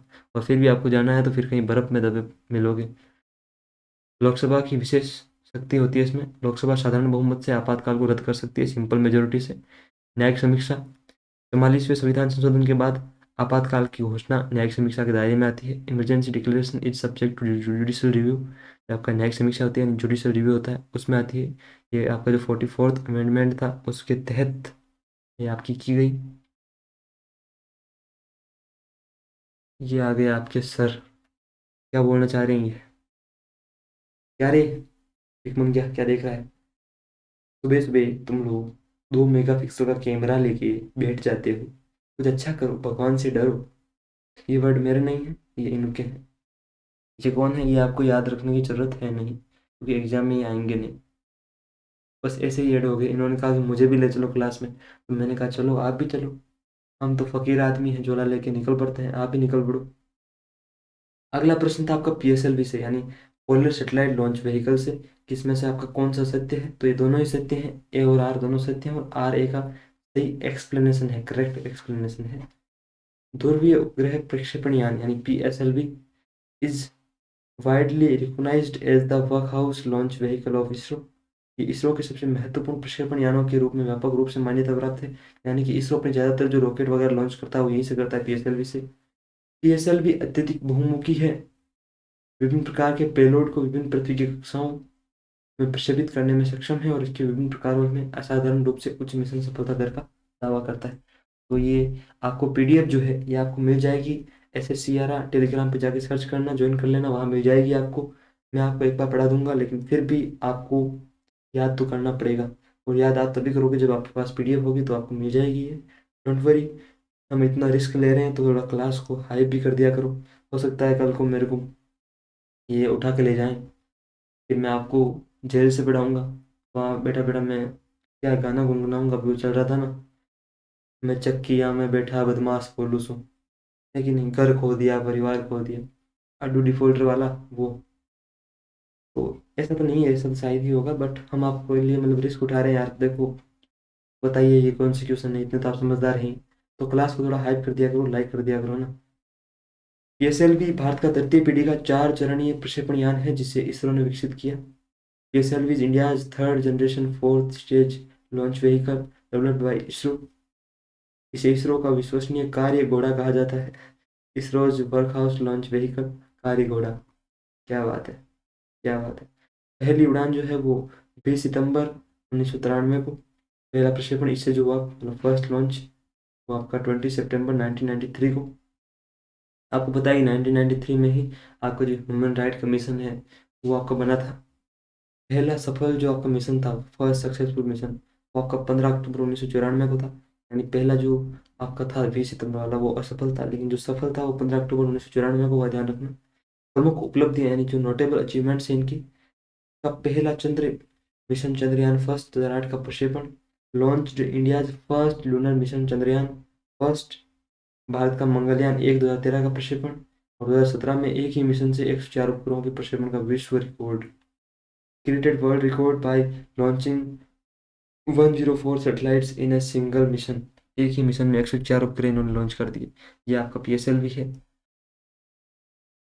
अगला प्रश्न था आपका एंग्लो इंडियन का जो आपका प्रतिनिधि होता है राज्यसभा में। आपको पता है कि जो है आपका 104 वाला जो आपका अमेंडमेंट था, 104 वाला संशोधन, उससे इसको हटा दिया है एंग्लो इंडियन को। एंग्लो इंडियन थे कौन? मतलब एंग्लो इंडियन वो होते हैं जो मतलब अभी तो है तो इंडिया के सिटीजन, मतलब इंडिया के जो आपके नागरिक हैं, लेकिन उनके पिता या उनका कोई जो मेल आपका पूर्वज था, यानी जो उनकी कोई पीढ़ी में रहे होंगे, वो यूरोपियन थे, लेकिन वो अभी जो है करंटली वो इंडिया में इंडिया के सिटीजन है, भारत के नागरिक हैं। और उनके जो पहले के पापा जी दादाजी जो भी थे, उनमें से कोई यूरोप का रहा होगा, तो उन्हें एंग्लो इंडियन बोला जाता है। आपको पता है कि इंडिया में ईस्ट इंडिया कंपनी ने, अंग्रेजों ने, और मतलब जो आपके फ्रेंच वगैरह पुर्तगाली जो थे उस समय काफ़ी आए थे, तो काफ़ी सारे लोग यहीं परमानेंटली रह गए, तो उन्हीं में आपके एंग्लो इंडियन आते हैं। मूल रूप से ये व्यवस्था अनुच्छेद 333 में दी गई थी। यदि राज्यपाल को लगता था कि एंग्लो इंडियन समुदाय का पर्याप्त प्रतिनिधित्व नहीं है, तो वे एक सदस्य को नामित कर सकते थे। Governor could nominate one Anglo Indian member to the state legislative assembly if he और she felt the community was not adequately represented, यानी उसे रिप्रेजेंट नहीं किया जा रहा है, बराबर तौर से उसे प्रतिनिधित्व नहीं मिल रहा है, तो ऐसा कर सकते थे। ये आपका आर्टिकल 333 जो है ये कहता था, लेकिन अब इसको हटा दिया है। यह नामांकन केवल विधानसभा के लिए था, न कि विधान परिषद के लिए। नामित सदस्य के पास निर्वाचित सदस्य जैसे सभी अधिकार होते थे। जो आपका मतलब आपके एमएलए वगैरह जो होते हैं, जो जिनको आप चुनते हैं, ठीक जो उनको मिलते हैं अधिकार, वो सारे इन्हीं को मिलते हैं। राइट्स और जो प्रिविलेज हैं वो इन्हीं को भी मिलते थे। फिर आपका 104 वाला जो अमेंडमेंट था 2020 में, उसमें क्या हुआ कि राज्य की जो विधानसभाओं में एंग्लो इंडियन का नामांकन समाप्त कर दिया, लोकसभा में भी समाप्त कर दिया। इसी संशोधन से, 104वें संशोधन से ये प्रावधान 25 जनवरी 2020 के बाद समाप्त हो गया। यानी कि जो आपको एंग्लो इंडियन को ये नॉमिनेट करते थे, ये वाला प्रावधान अब समाप्त हो गया। इस संशोधन के बाद कोई राज्य एंग्लो इंडियन सदस्य नामित नहीं कर सकता। After this amendment no state can nominate Anglo Indian members. ध्यान रखना। अगला आपका क्वेश्चन बीएनएस में आपराधिक प्रक्रिया से है। विच of the following changes has भारतीय नागरिक सुरक्षा संहिता ब्रॉट टू क्रिमिनल प्रोसीड्यूर। तो इसमें क्या है कि वीडियो रिकॉर्ड किए गए इकबाल या बयान, मैंने आपको कल भी बताया था, जो आपका फर्स्ट प्रैक्टिस सेट था उसमें, कि ये तो आपका रॉन्ग हो गया, आपका जो बी वाला है वो सही है। मैंने आपको बताया था कि इसका जो चेंज है, जो आपका मेन, वो यही है कि इलेक्ट्रॉनिक साक्ष्यों को मान्यता मिली है। कौन सी योजना डाकियों के माध्यम से वित्तीय सेवाओं का समर्थन करती है? Which scheme support financial services through postman, तो वो आपका आईपीपीबी है। ऑप्शन बी इसका करेक्ट होगा। Banking model, door step banking by postman, आपको पता है कि डाकिये घर से घर जाते हैं, तो ऐसी ये योजना है। सर्विस ये आपकी जो है, ये क्या क्या आपकी सर्विस देती है, तो account opening, deposit, withdrawal, withdrawal जो आपका होता है, ट्रांसफ़र, बिल पेमेंट्स, और आपके यूपीआई वगैरह जो भी है, एपीएस, ये सब ये सर्विसेज देता है आपका। रीच जो है वो आपका 1,55,000 से अधिक पोस्ट ऑफिस, आपके लाखों डाकिया हैं इंडिया में, मतलब ग्रामीण और क्षेत्रीय जो भी आपके सिटी वाले, मतलब रूरल और अर्बन जो भी एरिया है, सब जगह बेनिफिट जो होगा वो financial inclusion, convenience, cheaper access और रूरल बैंकिंग है। जो ग्रामीण क्षेत्रों में बैंकिंग पहुंचेगी, आपको पता है कि काफ़ी गांवों में आज भी बैंकिंग सिस्टम नहीं है, तो इससे पहुंचेगा वो, काफ़ी कम रुपए में उनको एक्सेस मिल जाएगा। फिर आपका कालबेलिया नृत्य से प्रश्न था। Kalbelia dance represent the movement of, तो ये सांपों को, जो इनकी गति होती है उनको दर्शाते हैं। राजस्थान का नृत्य है आपका, राजस्थान से ध्यान रखना, राजस्थान का। इसे 2010 में यूनेस्को में शामिल किया था, 2010 यूनेस्को में इसे ऐड किया था, यूनेस्को में, ध्यान रखना। ये आपकी एक ट्राइब है, कालबेलिया ट्राइब, राजस्थान में वो करती है इसे। कालबेलिया राजस्थान का पारंपरिक लोक नृत्य है। Kalbelia is a traditional folk dance of Rajasthan performed by the Kalbelia sapera community. सपेरा इसे इसलिए बोलते हैं क्योंकि ये सांपों को पकड़ते हैं। Historically known as snake charmers, यानी ऐतिहासिक रूप से सांप पकड़ने वाले ये माने जाते हैं आपके। 2010 में यूनेस्को की अमूर्त सांस्कृतिक विरासत सूची में से शामिल किया गया। एंड ये जो आपकी इंटेंजिबल कल्चरल हेरिटेज लिस्ट होती है, उसे इसमें यूनेस्को की जो होती है उसमें से 2010 में ऐड किया गया। इसमें जो आपके प्रमुख स्टाइल और जो फीचर्स होते हैं, वो नृत्य की मुद्राएं सांप की लहराती चाल की तरह होती है। आपको पता है कि सांप यूं यूं करके चलता है, यूं यूं यूं यूं, तो ऐसे ही इसमें कमर लचकाते हैं, ये कुछ ऐसा करते होंगे। ये नृत्य प्राय महिलाएं करती हैं, जबकि पुरुष वाद्य यंत्र बजाते हैं। Performed mainly by women while man play instruments. जो आपके कालबेलिया पुरुष होते हैं वो तो आपके वाद्य यंत्र बजाते हैं, इंस्ट्रूमेंट्स को बजाते हैं, और महिलाएं जो हैं वो नृत्य करती हैं। इसके लिए लोचदार, फुर्तीले और सुंदर मुद्राएं जो होती हैं वो प्रसिद्ध हैं, यानी कि non for graceful flexible acrobatic movements. पोशाक काली और सजावटी होती है, जिसमें सांप के समान डिजाइन होते हैं। Costume is black heavily adorned symbolising snake like pattern. काले काले उस पर सांपों की तरह बने भी होते हैं उस पर, जो इनकी कॉस्ट्यूम होती है उस पर। इसमें जो आपके इंस्ट्रूमेंट यूज में होते हैं वो पुंगी, बीन जिसे बोलते हैं। इससे क्या होता है कि वो अमरीश पुरी नहीं बजाता था उस मूवी में, यानी कि जब इसको ये बजाता है ना, तो जो सांप होता है वो पास आ जाता है और सांप नाचने लगता है। आपने देखा होगा जो कई सारी जो मूवीज होती हैं उसमें सांप को वो इसी प्रकार पकड़ता है, पुंगी बजा के। खंजरी, ढोलक और मोरचंग ये भी इसमें यूज में होते हैं आपके। ये आपकी कालबेलिया महिलाएं हैं, मैंने तो इनको ऐसे भी देख रखा है। आप देखोगे ना, ये इनकी कॉस्ट्यूम पे ही आप देख रहे हो, ये सांप की तरह जो लचकते हुए जो सांप से चलता है वही बन रखे हैं, इन पे ध्यान रखना। ओरिजिन जो इसका राजस्थान था, राजस्थान में ही है आज भी। कालबेलिया कम्युनिटी जो है वो इसे परफॉर्म करती है। यूनेस्को में इसे स्टेटस 2010 में मिला। Snake like movements, black costume और फोक म्यूजिक, पुंगी, ढोलक, मोरचंग ये इसमें यूज में लेते हैं। ये यहाँ देखो, अगर आप इस सेकंड पिक में देखोगे तो यहाँ जो कालबेलिया पुरुष हैं वो ढोलक वगैरह बजा रहे हैं वहाँ पे, और यहाँ पे कालबेलिया महिला जो है वो नृत्य कर रही हैं। अगला प्रश्न आया था आपका आईएमडी वर्ल्ड कॉम्पिटिटिवनेस रैंकिंग 2025 से। इसमें आपको पता है कि स्विट्ज़रलैंड जो है वो फर्स्ट आया था, लेकिन किस फील्ड में आया था, तो वो आया था आपका जो इंफ्रास्ट्रक्चर है, आधारभूत संरचना है उसमें। इसके लिए फर्स्ट आया था 2024 से 2025 में। ये रैंकिंग, यह आकलन करती है कि देश आर्थिक, सरकारी, कॉरपोरेट और बुनियादी ढांचे के आधार पर कितने प्रतिस्पर्धी हैं। आईएमडी, आईएमडी अलग है और वो आईएमबीडी अलग है, जो वो मूवीज़ को रेट करती है ना, वो अलग है। रैंकिंग जो होती है आपकी आईएमडी रैंकिंग, ये मतलब अलग अलग आपकी जो इकोनॉमिक और गवर्नमेंट बिजनेस और आज आपके इंफ्रास्ट्रक्चर होते हैं, इनके आधार पे देखती है कितने आपके कॉम्पिटिटिव हैं। ये प्रतिवर्ष प्रकाशित होती है एनुअली, और दुनिया के अनेक देशों की प्रतिस्पर्धात्मक जो स्थिति है उसे मतलब दिखाती है। मैंने इकोन जो आपकी इकोनॉमीज है वर्ल्ड वाइड उनको, फिर इसके जो प्रमुख पैमाने हैं जो जिसके आधार पे ये रैंक देते हैं, जो इसके पैरामीटर्स हैं वो क्या क्या हैं। एक तो आपका है कि इकोनॉमिक परफॉर्मेंस, आर्थिक प्रदर्शन, कि आपकी इकोनॉमी कैसा परफॉर्म कर रही है। फिर इनकी सरकारी कार्य क्षमता, गवर्नमेंट एफिशिएंसी, जो इंडिया में आपको पता है कि कैसी है। व्यावसायिक दक्षता यानी कि बिजनेस एफिशिएंसी, आधारभूत संरचना यानी इंफ्रास्ट्रक्चर, कैसी कैसी इन्होंने बिल्डिंग वगैरह बना रखी है, वो जो भी होता है बड़ी बड़ी, और हर एक चीज़ के लिए, एजुकेशन के लिए, हेल्थ के लिए, जो भी है आपका। आईएमडी जो है वो आपका अनेक सूचकांकों यानी जो आपके इंडिकेटर्स होते हैं उनका उपयोग करता है। मुख्य समूह जो है वो आर्थिक प्रदर्शन, जो हम अभी ऊपर देख के आए हैं वही है ये सब। अगला प्रश्न आया था आपका मैंग्रोव सेल, ये इनिशिएटिव 2025 में मतलब किस राज्य से लिंक है, ये आपका विच इंडियन स्टेट से ये आपका लिंक्ड है। तो महाराष्ट्र से ही आपका मैंग्रोव सेल जो है, मैंग्रोव सेल महाराष्ट्र से। In 2025, the Maharashtra Mangrove Shell and its partners have focused on citizen engagement, scientific collaboration, and livelihood development through initiatives like the Mangrove Mitraj Citizen Science Program, the ongoing ECRICC यानी क्रिक जो भी है आपका restoration project and promoting sustainable livelihoods like का farming.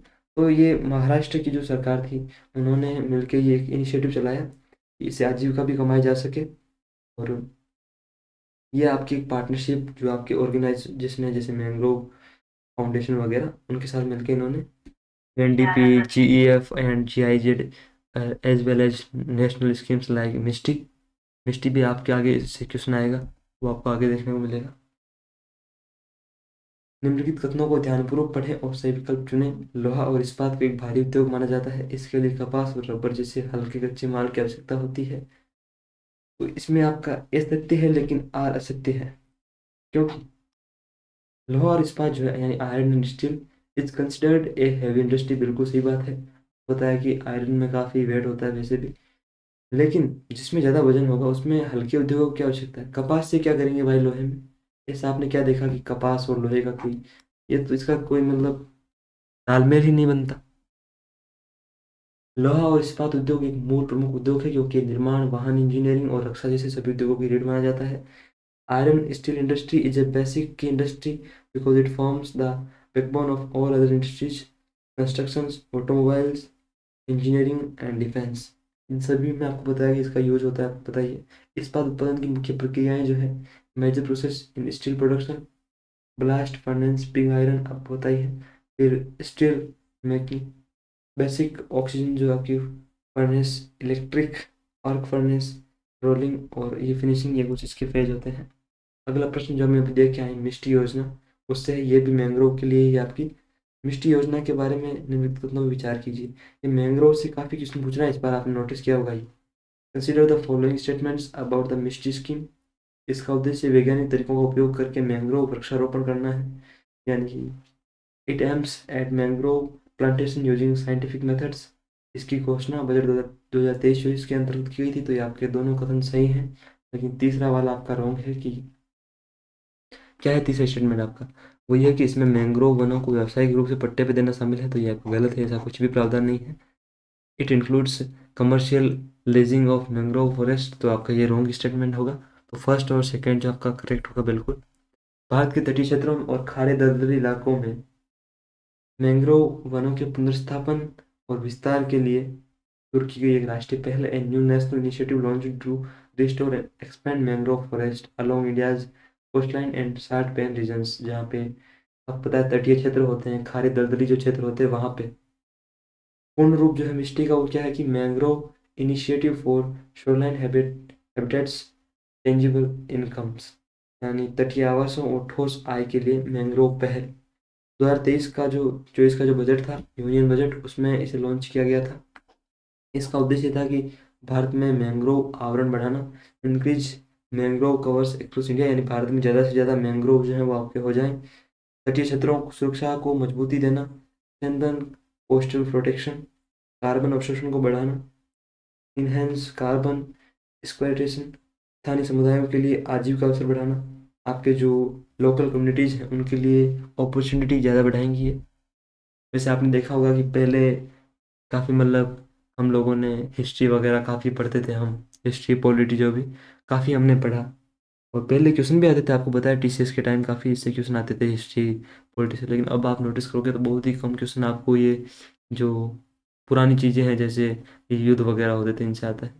तो वही बात है कि मतलब हमारे जब हमारी बारी आई तो पैटर्न ही चेंज कर दिया लोगों ने, क्या ही बोले। जम्मू कश्मीर को विशेष दर्जा देने वाले अनुच्छेद 370 को किस संवैधानिक तंत्र द्वारा निर्दिष्ट किया गया? Article 370 which granted special status to Jammu and Kashmir was abrogated by which constitutional, आपका जो मैकेनिज्म है तो वो अनुच्छेद 370 के तहत प्रेसिडेंट का जो ऑर्डर होता है आपका प्रेसिडेंटल ऑर्डर, उसके अंडर इसे हटाया गया आपका। भारतीय संविधान के भाग 21 के अंतर्गत जम्मू कश्मीर को विशेष स्वायत्त दर्जा प्रदान करता था, gave special autonomous status to the former state of Jammu Kashmir under part जो आपका 21 था of the constitution. Jammu Kashmir का अपना अलग झंडा होता था और अलग संविधान होता था। इसकी की मतलब प्रमुख विशेषताएं थी, 2019 से पहले भारतीय संसद के जो सभी कानून थे वो स्वतः लागू नहीं होते थे, कुछ ही कुछ ही कानून होते थे जो यहाँ लागू होते थे, और केंद्र सरकार को कानून लागू करने के लिए राज्य की सहमति आवश्यक होती थी। डिफेंस एक्सटर्नल अफेयर्स, यानी जो आपके विदेश मामले, रक्षा और कम्युनिकेशन यानी संचार जो है, ये जो आपके सेंटर के अंडर आते थे। लेकिन बाकी जो सारे मैटर हैं वो जम्मू कश्मीर के जो स्टेट की गवर्नमेंट होती थी उसके अंडर आते थे, उससे अप्रूवल लेना पड़ता था। इसे कैसे कैसे हटाया? 5 अगस्त 2019 को इसे हटा दिया प्रेसिडेंटल ऑर्डर से। Applied the entire constitution to J&K यानी Jammu Kashmir. Article 373 used to render article 370 inoperative. Reorganisation act created two union territories Jammu Kashmir और लद्दाख, यानी कि राष्ट्रपति के आदेश के माध्यम से पूरे भारतीय संविधान को जम्मू कश्मीर पर लागू किया गया और अनुच्छेद 370 का उपयोग करके इसे निष्क्रिय किया गया, इसे हटा दिया गया। जो इसे एक स्पेशल दर्जा मिलता था उसे फिर आपको बताया कि रीऑर्गेनाइजेशन करके यहाँ पे दो आपकी यूनियन टेरिटरी यानी केंद्र शासित प्रदेश बना दी, एक तो जम्मू कश्मीर और एक लद्दाख, दो बना दिया, आपको पता ही है। ये आपका पुनर्गठन वाला अधिनियम था, जो रीऑर्गेनाइजेशन वाला एक्ट जम्मू कश्मीर वाला 31 अक्टूबर 2019 से आपका इफेक्टिव हुआ यानी प्रभावी हुआ। अगला प्रश्न आपका ग्वालियर किले से है। Consider the following statements about the Gwalior fort. ये 2 किलोमीटर से अधिक लंबाई में एक पहाड़ी की चोटी पर फैला हुआ है, तो आपका ये बिल्कुल सही है। It is spread over A hill top more than 2 kilometre in length. दक्षिणी मार्ग में जैन तीर्थंकरों के जटिल नक्काशीदार एंड जो आपके चट्टान कट मंदिर हैं, रॉक कट टेम्पल्स, जो आपके जैन तीर्थंकर हैं उनके, ये भी आपका सही है। किले के भीतर चतुर्भुज मंदिर वैष्णव तीर्थ का एक उदाहरण है। आपका जो चतुर्भुज मंदिर है किले में, तो आपका जो वैष्णव, आपका जो विष्णु को मानने वाले होते हैं, भगवान विष्णु को, उन्हें वैष्णव बोलते हैं। तो ये आपके तीनों ही सही हैं, फर्स्ट टू जो है सेकंड एंड थर्ड। तो ऑप्शन डी आपका बिल्कुल करेक्ट होगा इसमें। ग्वालियर किला मध्य प्रदेश का एक विशाल और ऐतिहासिक पहाड़ी किला है जो अपनी सैन्य शक्ति, महलों, मंदिरों और 1300 वर्षों से अधिक की स्थापत्य परंपरा के लिए प्रसिद्ध है। Gwalior fort is a massive and historic hill fort in Madhya Pradesh, famous for its military strength, palaces, temples and over 1300 years of continuous architectural evolution। का जो ऐतिहासिक पृष्ठभूमि है यानी हिस्टोरिकल जो बैकग्राउंड है वो आपका, इसका जो निर्माण है वो 6वीं शताब्दी ईस्वी के आसपास माना जाता है। इस पर तोमर, मुगल, मराठा और सिंधिया राजवंशों का शासन रहा। Linked to Suraj Sen Surajpal who founded the city after being cured by Dev Gwalipa, यानी ऋषि ग्वालिप्पा से स्वास्थ्य लाभ के बाद सूरजपाल ने इसे बसाया था, उससे जोड़ा जाता है। ग्वालियर जी के नाम पे ग्वालिप्पा के नाम पे ही ग्वालियर नाम रखा गया था सूरज सेन के द्वारा। मान मंदिर महल, गुजरी महल, सास बहू मंदिर, तेली का मंदिर, हाथी पोल, उरवाई द्वार, जौहर कुंड, ये आपके इसमें प्रमुख हैं। इस मंदिर, इस आपके किले के भीतर। ये आपका ग्वालियर का किला है, देख लो कैसा है। तब तक मैं पानी पी लेता हूँ।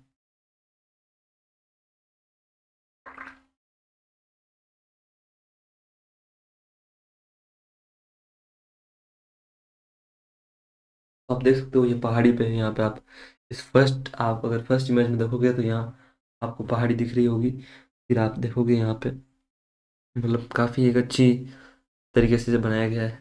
अगला प्रश्न था कि भक्ति परंपरा में उपासना के कौन से दो व्यापक प्रकार बताए गए हैं। Two broad types of worship in bhakti traditions, तो वो आपके सगुण और निर्गुण हैं। सगुण वाले वो होते हैं जो ईश्वर की मतलब मूर्ति मान के पूजा पूजा करते हैं, और निर्गुण वाले जो वो होते हैं जो ईश्वर को मतलब मूर्ति नहीं मानते और ऐसे ही पूजा करते हैं। बेसिकली ये इतना आपको समझना है। सगुण का अर्थ है ऐसा ईश्वर जिसके गुण रूप विशेषताएं और साकार अभिव्यक्ति होती हूँ।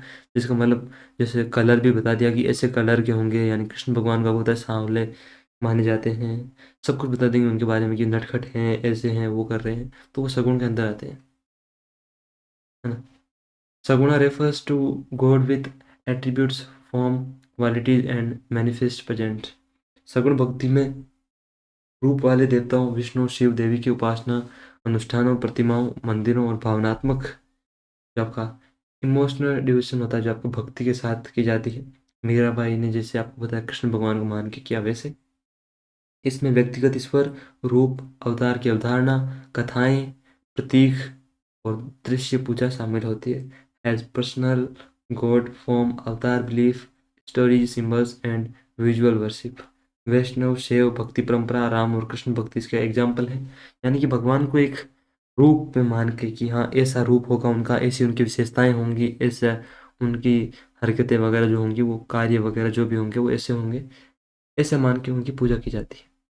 और जो आपके निर्गुण वाले होते हैं, निर्गुण में वो होते हैं जो मतलब इसका ठीक उल्टा मान लो आप। निर्गुण वाले वो आपको पता है कबीर एंड दादू दयाल जो भी थे, आपको आपने देखा होगा कि वो भगवान को एक रूप रंग आकार कुछ भी नहीं मानते, बस पूजा करते हैं, निर्गुण रूप में मानते हैं, ऐसा कुछ शारीरिक रूप वगैरह नहीं मानते हैं वो।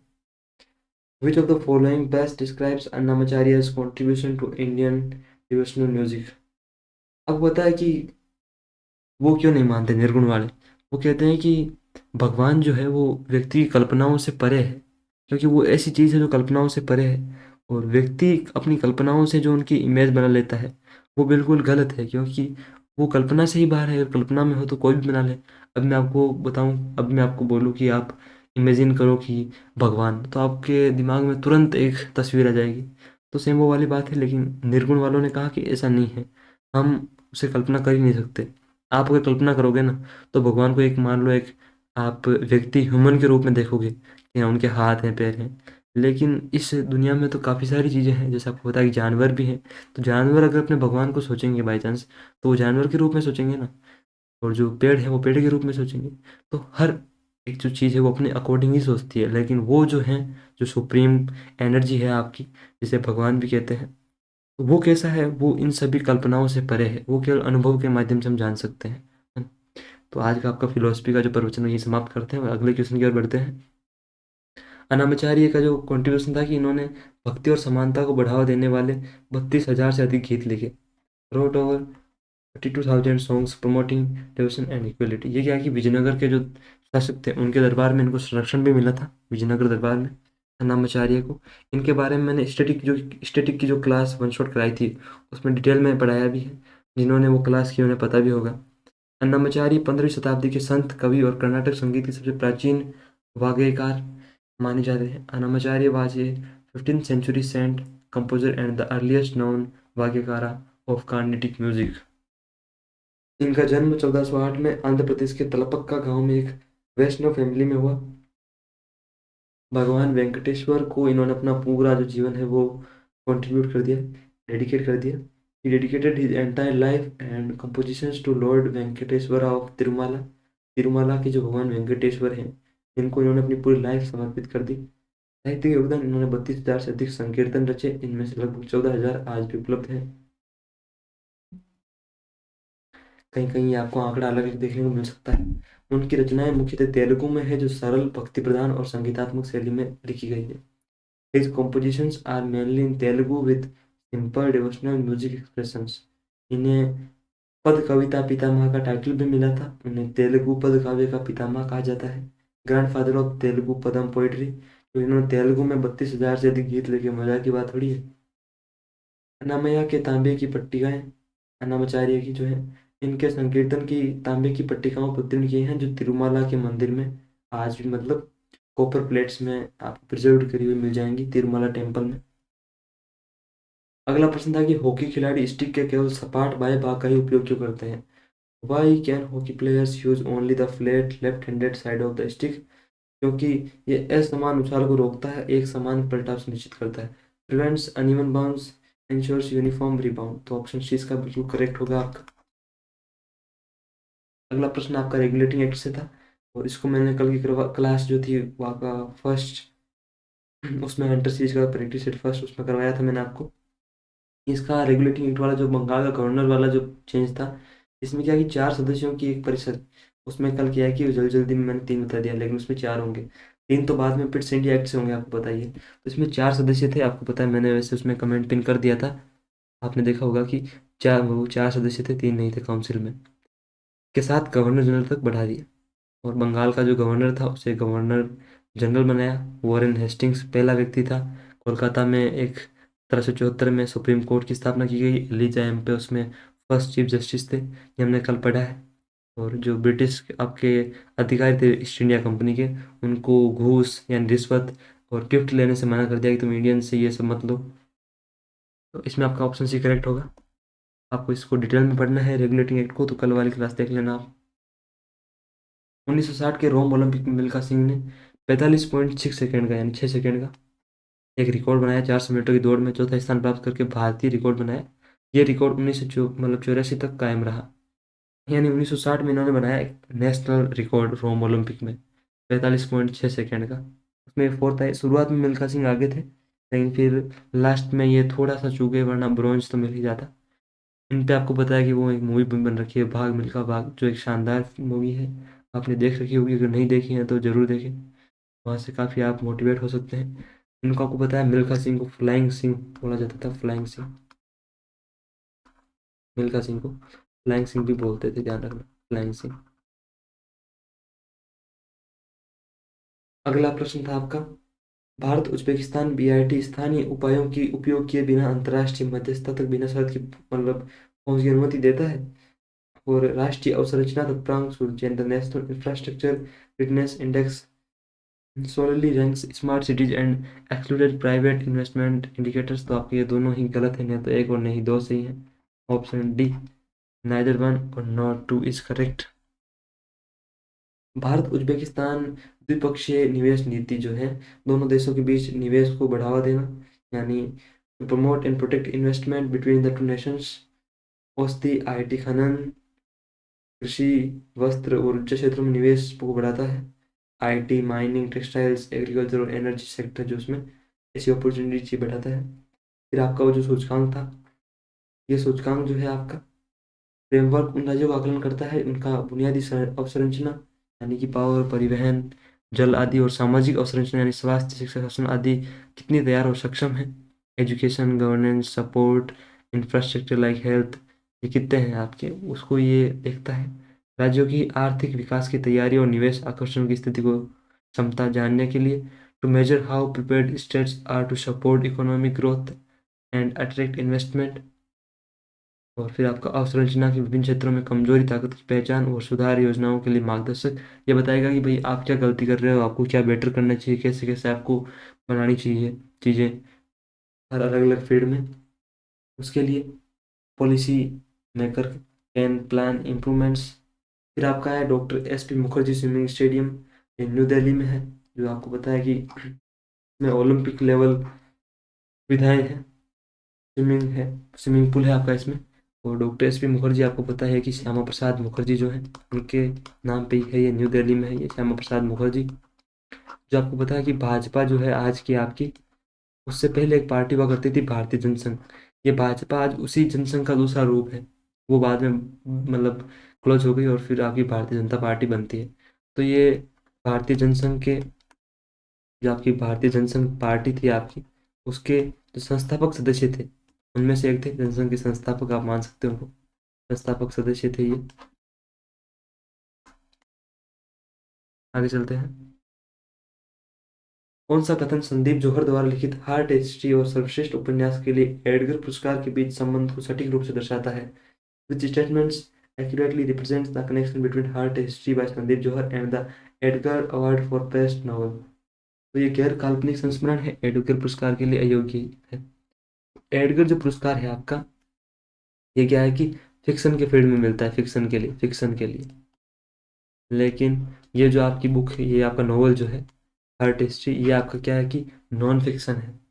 और इसमें क्या है कि जो आपका हर्ट है उसकी सारी जर्नी बताई गई है कि कैसे ये इसका अलग अलग कल्चर जो है आपकी सभ्यताओं में से कैसे ये विकसित हुआ, कैसे मतलब इसके बारे में अलग अलग चर्चाएं जो हैं वो इस बुक में की गई हैं।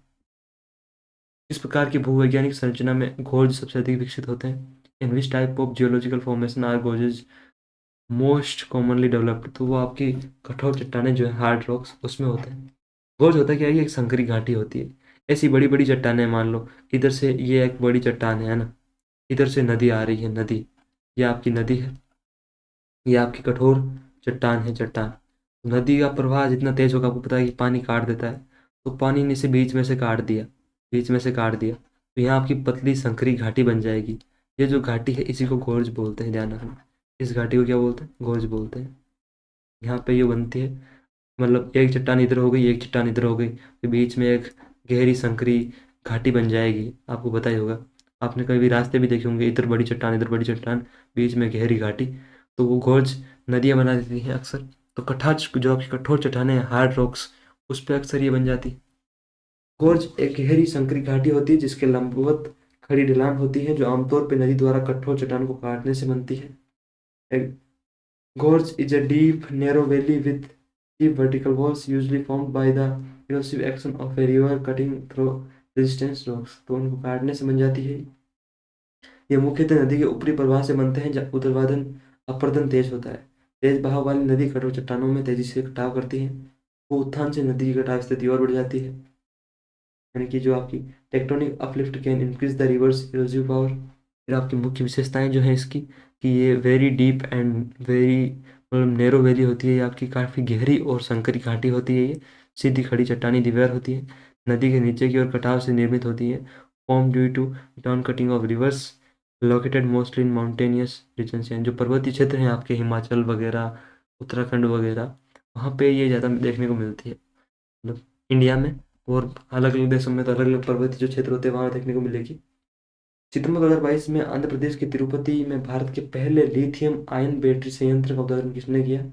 India's first lithium ion battery plant in Tirupati. तो ये जो राजीव चंद्रशेखर जो है, इलेक्ट्रॉनिक्स और सूचना प्रौद्योगिकी राज्य मंत्री, minister of state for electronics and information technology, इन्होंने इसका उद्घाटन किया। किस भारतीय राज्य ने 2001-2011 के बीच नकारात्मक जनसंख्या वृद्धि दर्ज की? Which Indian state recorded negative population growth between 2001 और 2011 के बीच में, यानी 2001 से 2011 के बीच? नागालैंड जो है आपका, इन्होंने नेगेटिव ग्रोथ रिकॉर्ड की, ध्यान रखना। ये आपका इंपॉर्टेंट क्वेश्चन बनता है, काफ़ी बार एग्जाम में पूछा गया है, यानी कि वृद्धि माइनस में चली गई यहाँ, नेगेटिव, नकारात्मक। निम्नलिखित में से कौन सा कथन जनसंख्या की प्राकृतिक वृद्धि दर का सबसे अच्छा वर्णन करता है? विच of the following best describes the rate of natural increases of population? तो ये जन्म दर और मृत्यु दर के बीच का अंतर है। It is the difference between the birth rate and the death rate. देखो इसको अच्छे से समझते हैं, प्राकृतिक वृद्धि और जो आपकी वास्तविक वृद्धि है ना, प्राकृतिक वृद्धि और जो आपकी, इसे बोलते हैं नेचुरल ग्रोथ। ये आपकी नेचुरल ग्रोथ हो गई, और फिर आपकी आती है नीचे वास्तविक वृद्धि। वास्तविक वृद्धि यानी कि आपकी एक्चुअल जो ग्रोथ होती है वो। तो क्या है कि प्राकृतिक वृद्धि में क्या होता है, ये आपकी एक्चुअल ग्रोथ होती है। इसमें क्या है कि नेचुरली कितने बड़े हैं, यानी कि जन्म और मृत्यु से मतलब हम देख सकते हैं, जैसे मान लो कि आपके 1000 जन्मे हैं एक वर्ष के भीतर, 1000 जन्म हुआ है आपका, 1000 जन्म। और जो आपके वृद्ध वगैरह जो मरने वाले थे, जो जितने भी लोग मरे युवा वगैरह एक्सीडेंट के माध्यम से, मान लो कि 300 मरे, 300 मृत्यु हुई है आपकी। तो ये आपके 1000 जन्म में जन्मे और 300 मर गए, तो नेचुरली कितने बढ़े? 700 बढ़े। और मान लो कि पहले कोई पॉपुलेशन आपकी 10,000 थी, पहले आपकी 10,000 पॉपुलेशन थी।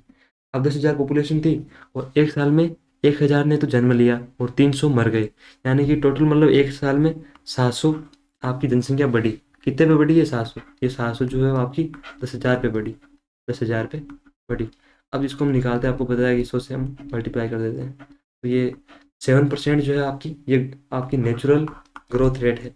बट हमें एक्चुअल ग्रोथ रेट निकालनी, यानी वास्तविक वृद्धि, कि हाँ माना कि प्राकृतिक रूप से तो इतने बड़े 700 बढ़े, क्योंकि 1000 तो जन्मे और 300 मर गए। लेकिन कुछ लोग बाहर से भी आए होंगे, हालांकि वो नेचुरली नहीं आए, लेकिन फिर भी उन्होंने प्रवास तो किया है। तो इसमें क्या होता है, इसमें जन्म में से मृत्यु निकाल देते हैं, मृत्यु निकाल देते हैं और प्रवास को ऐड कर देते हैं, यानी जो माइग्रेशन होता है आपका, प्रवास, माइग्रेशन, उसको इसमें ऐड कर देते हैं। माइग्रेशन, माइग्रेशन वो इसमें ऐड हो जाता है, ध्यान रखना। और इसका अगर आपसे सूत्र पूछ ले, यानी प्राकृतिक वृद्धि जो आपकी होती है, इसका सूत्र क्या होता है? जन्म में से मृत्यु निकाल दो, बस ये इसका होता है आपका। तो इसमें क्या है कि जैसे अभी हमने देखा कि 1000 तो जन्मे और फिर आपके 300 मर गए, लेकिन 200 लोग बाहर से भी आ गए, यानी कि जो गांव से कहीं से भी आए, जो रोजगार के चक्कर में कैसे भी आए। तो ये आपके कितने हुए? यहाँ 700 और 200, ये 900 हो गए आपके। अब 900 10,000 पे देख लेते हैं हम। आपको पता है कि ये 9% चल जाएगी आपकी, तो ये आपके हो गए 9%। तो आपकी अगर आप देखोगे एग्जाम्पल के लिए, तो ये आपकी 9% हो जाएगी, 9%। ये मैंने बस आपको एग्जांपल दिया है, ये 1000 जन्म 300 मृत्यु 10,000 पे, ये आपकी जो 7% है, फिर आपकी जो 9% है, ये बस मैं आपको समझाने के लिए बता रहा हूँ। आई होप कि आपको ये समझ में आ गया होगा कि प्राकृतिक वृद्धि जो होती है नेचुरली, कि इतने जन्मे, उनमें से जो मरे हैं उनको निकाल दो, फिर जो कितने बचते हैं, यानी कितनी जो वृद्धि हुई है, वो आपकी ये होती है। और वास्तविक में क्या है कि जन्मे उनमें से जो मरने वाले तो घटा दिए, और जो बाहर से प्रवास माइग्रेशन करके आए हैं उनको ऐड कर दिया, तो ये आपकी एक्चुअल ग्रोथ हो जाती है। फिर आपका आता है SSLV-D2, आपका एक मिशन है। इसके बारे में इन्होंने कहा है कि EOS-G07 जेनस 1 और आज़ादी सेट 2 को पूरी तरह से द्रव प्रणोदन द्वारा संचालित 3 चरणीय वाहन का उपयोग करके 450 किलोमीटर की वर्ताकार कक्षा में प्रक्षेपित किया। और SSLV-D2 मिशन ने कम समय और सीमित जमीनी बुनियाद ढांचे की आवश्यकता के साथ तीव्र तैनाती क्षमता का प्रदर्शन किया। SSLV-D2 mission showcases rapid development capability with low turnaround time and limited ground infrastructure need। तो इसका जो सेकंड वाला है वो सही है आपका, फर्स्ट वाला आपका रॉन्ग है। Only statement 2 is correct. इसके बारे में देख लेते हैं। SSLV-D2 was the second developmental flight of ISRO's small satellite launch vehicle designed for quick low-cost launch of small satellites into low Earth orbit। ये आपका इसरो का जो स्मॉल सैटेलाइट लॉन्च व्हीकल की दूसरी विकासात्मक उड़ान थी, जिसका उद्देश्य छोटे उपग्रहों को कम लागत से शीघ्रता से निम्न पृथ्वी कक्षा में स्थापित करना। यानी जो आपके मतलब छोटे उपग्रह हैं, उनको मतलब कम लागत यानी ज़्यादा पैसा ना लगा के जल्दी से जल्दी जो आपकी लो अर्थ ऑर्बिट है उसमें पहुंचाने के लिए इसका यूज किया गया था। इसका उद्देश्य यही था। प्रक्षेपण विवरण यानी कि लॉन्च की जो डिटेल है वो देख लेते हैं। 10 फरवरी 2023 को सतीश धवन स्पेस सेंटर श्रीहरिकोटा, वहाँ से व्हीकल जो है SSLV यानी स्मॉल सैटेलाइट लॉन्च व्हीकल, प्रक्षेपण की तिथि 10 फरवरी 2023 हम देख ही चुके हैं। और ये जो फैक्ट है आपके, भारत की दूसरी विकासात्मक उड़ान, सेकेंड डेवलपमेंटल फ्लाइट, 450 किलोमीटर में 3 उपग्रह सफलतापूर्वक प्रस्थापित मतलब स्थापित किए उन्होंने। सक्सेसफुली प्लेस 3 सैटेलाइट इन 450 किलोमीटर ऑर्बिट। छोटे उपग्रह प्रक्षेपण क्षमता में बड़ा उछाल देखने को मिला है। इंडिया की जो कैपेबिलिटी है, boosts India's small satellite launch capacity, जो क्षमता है उसको। टोलोमेरेज एंजाइम का प्राथमिक कार्य क्या है? What is the primary function of telomerase enzyme? तो वो टेलोमर का लंबा होना। ये आपका जो सेकंड वाला है ये आपका इसका करेक्ट होगा। Telomere lengthening. टेलोमेरेज एक राइबो न्यूक्लियो प्रोटीन एंजाइम है जो क्रोमोसोम के सिरों पर दोहराए जाने वाले DNA अनुक्रम जोड़कर उन्हें छोटा होने से बचाता है। चलो मेरी चीज़ें, ribonucleoprotein enzyme that adds repetitive DNA sequences to the ends of chromosomes to protect them from shortening, उन्हें छोटा होने से बचाता है। क्रोमोसोम की जो लंबाई बनाए रखता है ये, डीएनए प्रतिकृति के दौरान आवश्यक जीनों को नुकसान से को रोकता है, prevents loss of essential genes during DNA replication, कोशिकीय बुढ़ापे को धीमा करता है, डिलेज सेलुलर एजिंग जो होती है आपकी। अगला प्रश्न था कि निम्नलिखित में से किस आयोग ने केंद्र राज्य सहयोग को संस्थागत बनाने के लिए अंतर राज्य परिषद के लिए स्थायी सचिवालय की स्थापना की सिफारिश करी थी? विच of the following commissions recommended the establishment of a permanent secretariat for the Inter-State Council to institutionalized inter-state cooperation, तो आपका सरकारिया कमीशन था जिसने ये सिफारिश करी। पुंछ आयोग भी आपके केंद्र राज्य सहयोग के लिए ही था, इसको 2007 में स्थापित किया, इसको मतलब गठन हुआ इसका गठन, और 2010 में इन्होंने रिपोर्ट दी। 2010 में आपकी जो रिपोर्ट दी, इसके जो चेयरपर्सन थे यानी अध्यक्ष जो थे इसके, वो मदन मोहन पुंछी थे, जो retired chief justice of India थे, मदन मोहन पुंछी। इसके बारे में भी, जो आपका ये पुंछी आयोग है, इसके बारे में भी हम पीछे पढ़ के आ रखे हैं। वैसे ये मैंने सरकारी आयोग, पुंछी आयोग, एक अलग से वीडियो करवा रखा है मैंने हंटर सीरीज में, यानी जिसमें जो आपके इंटरेस्टेड जो संबंध है मैंने इंटरेस्टेड काउंसिल में उसमें अलग से करवा रखा है। सरकारी आयोग के बारे में थोड़ी चीज़ें देख लेते हैं। आपका जो सरकारिया कमीशन है, सरकारी आयोग यानी सरकारिया कमीशन, इसको क्या है कि 1983 में का गठन हुआ, 1983 में गठन हुआ फॉर्मेशन, और इसने 1988 में अपनी रिपोर्ट दी है ना। तो इसकी क्या है कि 247 सिफारिशें थी, 247 इसकी सिफारिशें थी कि ये भी कर दो वो भी कर दो। इसके जो अध्यक्ष थे वो कौन थे? इसके अध्यक्ष थे आपके रणजीत सिंह सरकारिया यानी RS सरकारिया, ये इसके अध्यक्ष थे, एंड चेयरपर्सन आपके RS सरकारिया थे।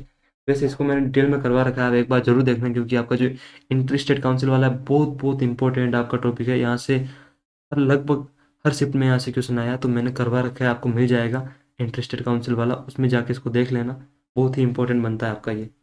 तो रणजीत सिंह सरकारिया ने क्या है कि ये बताया कि कैसे हम केंद्र राज्य जो संबंध है उसको सुलझा सकें, उनमें लड़ाई ज़्यादा ना हो, झगड़ा ना हो, और जो राज्य आपस में लड़ते हैं पानी को लेके या अलग अलग चीज़ों को लेके, कुछ सीमा विवाद हो गया, हर एक चीज़ को लेके, तो उसको सुलझाने के लिए आपको है ना एक इंटर स्टेट काउंसिल बनानी चाहिए, ऐसा इनकी मतलब सिफारिश थी।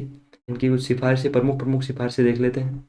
एक तो इन्होंने कहा कि इंटर स्टेट जो काउंसिल है आपकी, इंटर स्टेट काउंसिल वो होनी चाहिए, इंटर स्टेट काउंसिल, और वो परमानेंट होनी चाहिए। उसके लिए एक सेक्रेटरीट मतलब एक आप सचिवालय भी बनाओ उसको। और फिर इसी की सिफारिश पे, सरकारिया कमीशन की सिफारिश पे भी रही 1990 में VP सिंह, जिस समय आपके प्राइम मिनिस्टर थे VP सिंह यानी विश्वनाथ प्रताप सिंह, उन्होंने जो आपके PM थे उस समय 1990 में, ये भी आपका क्वेश्चन आया था कि 1990 में जो आपकी इंटरेस्टेड काउंसिल है वो किस कमीशन की सिफारिश पे आपकी इस्टेब्लिश की गई थी, तो वो सरकारिया कमीशन के आयोग पे ही की गई थी। ये इसकी फर्स्ट सिफारिश थी आपकी। सेकेंड थी कि जो आपका गवर्नर है यानी आपका जो राज्यपाल है गवर्नर, वो आपका नॉन पॉलिटिकल होना चाहिए, यानी कि राजनीति से उसको उतना संबंध नहीं होना चाहिए, नॉन पॉलिटिकल होना चाहिए। ना तो वो केंद्र की तरफ ज़्यादा झुका रहे, ना राज्य की तरफ ज़्यादा झुका रहे। उन्होंने कहा कि जो आपका आर्टिकल यानी कि जो आपका 356 है, यानी जो आपका राज्यों में आपातकाल यानी प्रेसिडेंट रूल जो आपका है, प्रेसिडेंट रूल वाला जो है, उसको आप प्रेसिडेंट रूल वाले को उसका मिसयूज मत करो, उसका गलत उपयोग उसका मत करो।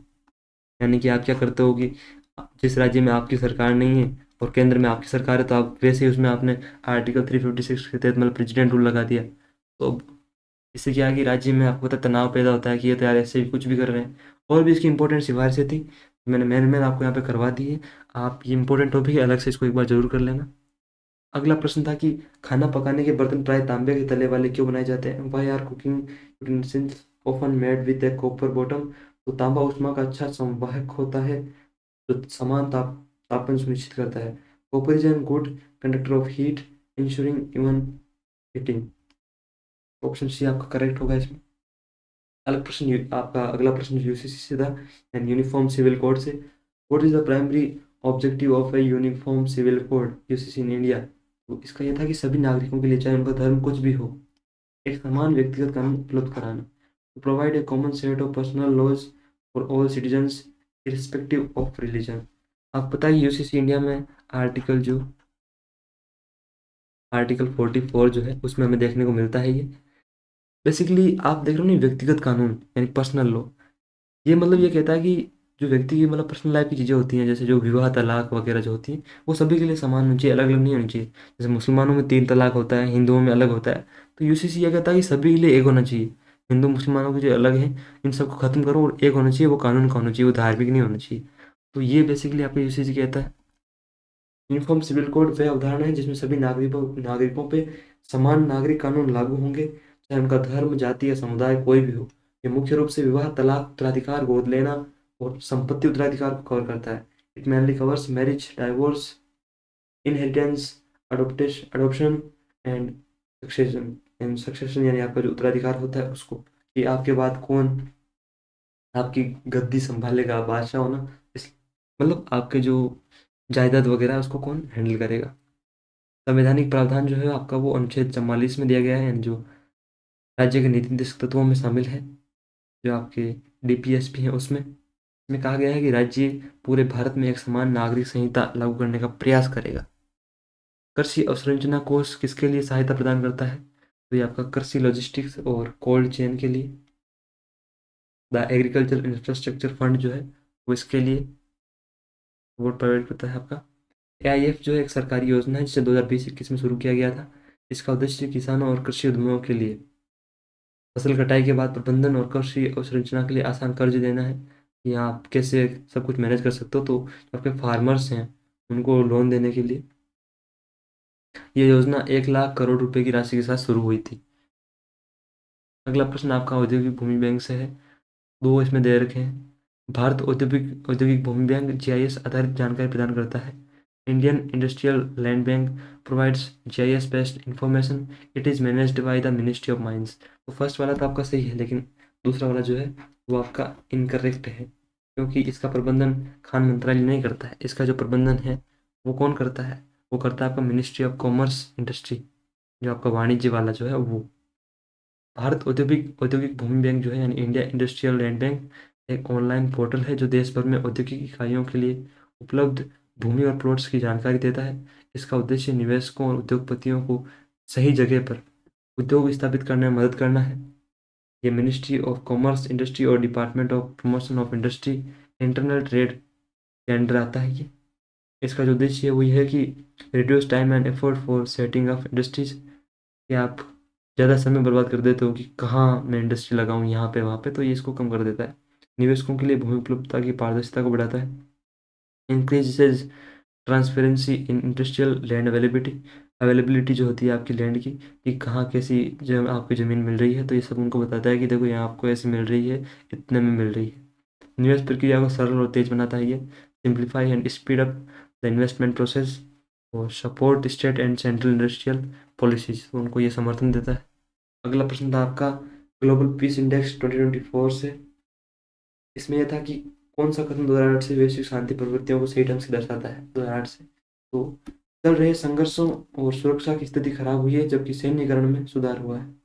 Ongoing conflict and safety security have deteriorated with while militarization has improved, यानी कि सैन्यकरण में तो सुधार हुआ है, लेकिन संघर्ष और सुरक्षा की स्थिति खराब हुई है। अगला प्रश्न था कि 2025 के लिए भारत की अद्यतन जलवायु परिवर्तन पर राज्य कार्य योजना के तहत किस क्षेत्र को जलवायु अनुकूल के लिए सबसे अधिक बजटीय आवंटन प्रदान हुआ है? तो कृषि और जल संसाधन यानी एग्रीकल्चर एंड वाटर रिसोर्सेज, इनको सबसे ज़्यादा मिला है। ऑप्शन सी आपका बिल्कुल करेक्ट होगा। अगला प्रश्न था कि which of the following correctly highlights a unique feature of India's textile industry? तो ये एक संपूर्ण मूल्य श्रृंखला में आत्मनिर्भर है। It is self reliant across the full value chain. Option C इसका भी करेक्ट होगा आपका। अगला प्रश्न आपका इंटरेस्टेड काउंसिल से था। Which article enables the president to establish an interested council? कौन सा अनुच्छेद राष्ट्रपति को अंतर्राज्यीय परिषद स्थापित करने का अधिकार देता है? तो वो आपका आर्टिकल 263 है। यह टॉपिक जो है आपका अब मैं आपको जैसे जैसे प्रैक्टिस सेट कराऊंगा, आपको देखने को मिलेगा कि यार ये तो वाकई में मतलब रिपीट पे रिपीट होता है। आपको लगभग 80 से 90% शिफ्टों में ये क्वेश्चन देखने को मिलेगा आपको, जो इंटर स्टेट काउंसिल वाला है। तो मैंने करवा रखा है, आप देख लेना, और अगर आपको समझ में नहीं आए तो मैं वापस करवा दूंगा, कोई दिक्कत वाली बात है नहीं। वायुमंडलीय परतों के संबंध में इन कथनों का मूल्यांकन कीजिए। अधिकांश मौसमी घटनाएं समताप मंडल में होती है। मोस्ट वेदर फिनोमिना ओकर इन द स्ट्रेटोस्फेयर। तो ये गलत हो गया आपका, क्योंकि इसने उल्टा कर दिया। ओजोन परत मुख्यतः सौर मंडल में पाई जाती है, तो ये भी आपका गलत है। तो मैं तो एक और नहीं दो, क्योंकि इसने उल्टा कर दिया। अधिकांश जो मौसमी घटनाएं हैं वो आपकी सौर मंडल में होती है। आपकी जो ओजोन परत है वो आपकी किस में है, कि समताप मंडल में है। जो आपको पता है कि सूर्य की पराबैंगनी किरणों से हमें बचाती है, समताप मंडल में है ये। तो आज आपका प्रैक्टिस सेट जो है वो यहीं पे एंड होता है। आपको ये 50 क्वेश्चन आपको अच्छे लगे होंगे, एंड ये जेन्युइन क्वेश्चन है। हम इतना रिस्क ले रहे हैं तो आप थोड़ा हाइप कर दिया करो। शेयर तो आप करो या ना करो वो आपकी मर्जी है, लेकिन हाइप कर दिया करो, लाइक कर दिया करो, कमेंट कर दिया करो, चैनल को सब्सक्राइब कर दो। तो आपको पीडीएफ तो चाहिए, वरना आप रिवाइज कैसे करोगे। पीडीएफ आपको मिलेगी टेलीग्राम पे, SSCRA सर्च करना और वहाँ ज्वाइन हो जाना। आपको फ्री में सारी पीडीएफ मिल जाएगी। आपने यहाँ तक देखा, उसके लिए आपका धन्यवाद। बाकी खुश रहो, मस्त रहो, अपनी प्रिपरेशन को करते रहो। मिलते हैं अगली क्लास में, तब तक के लिए बाय बाय।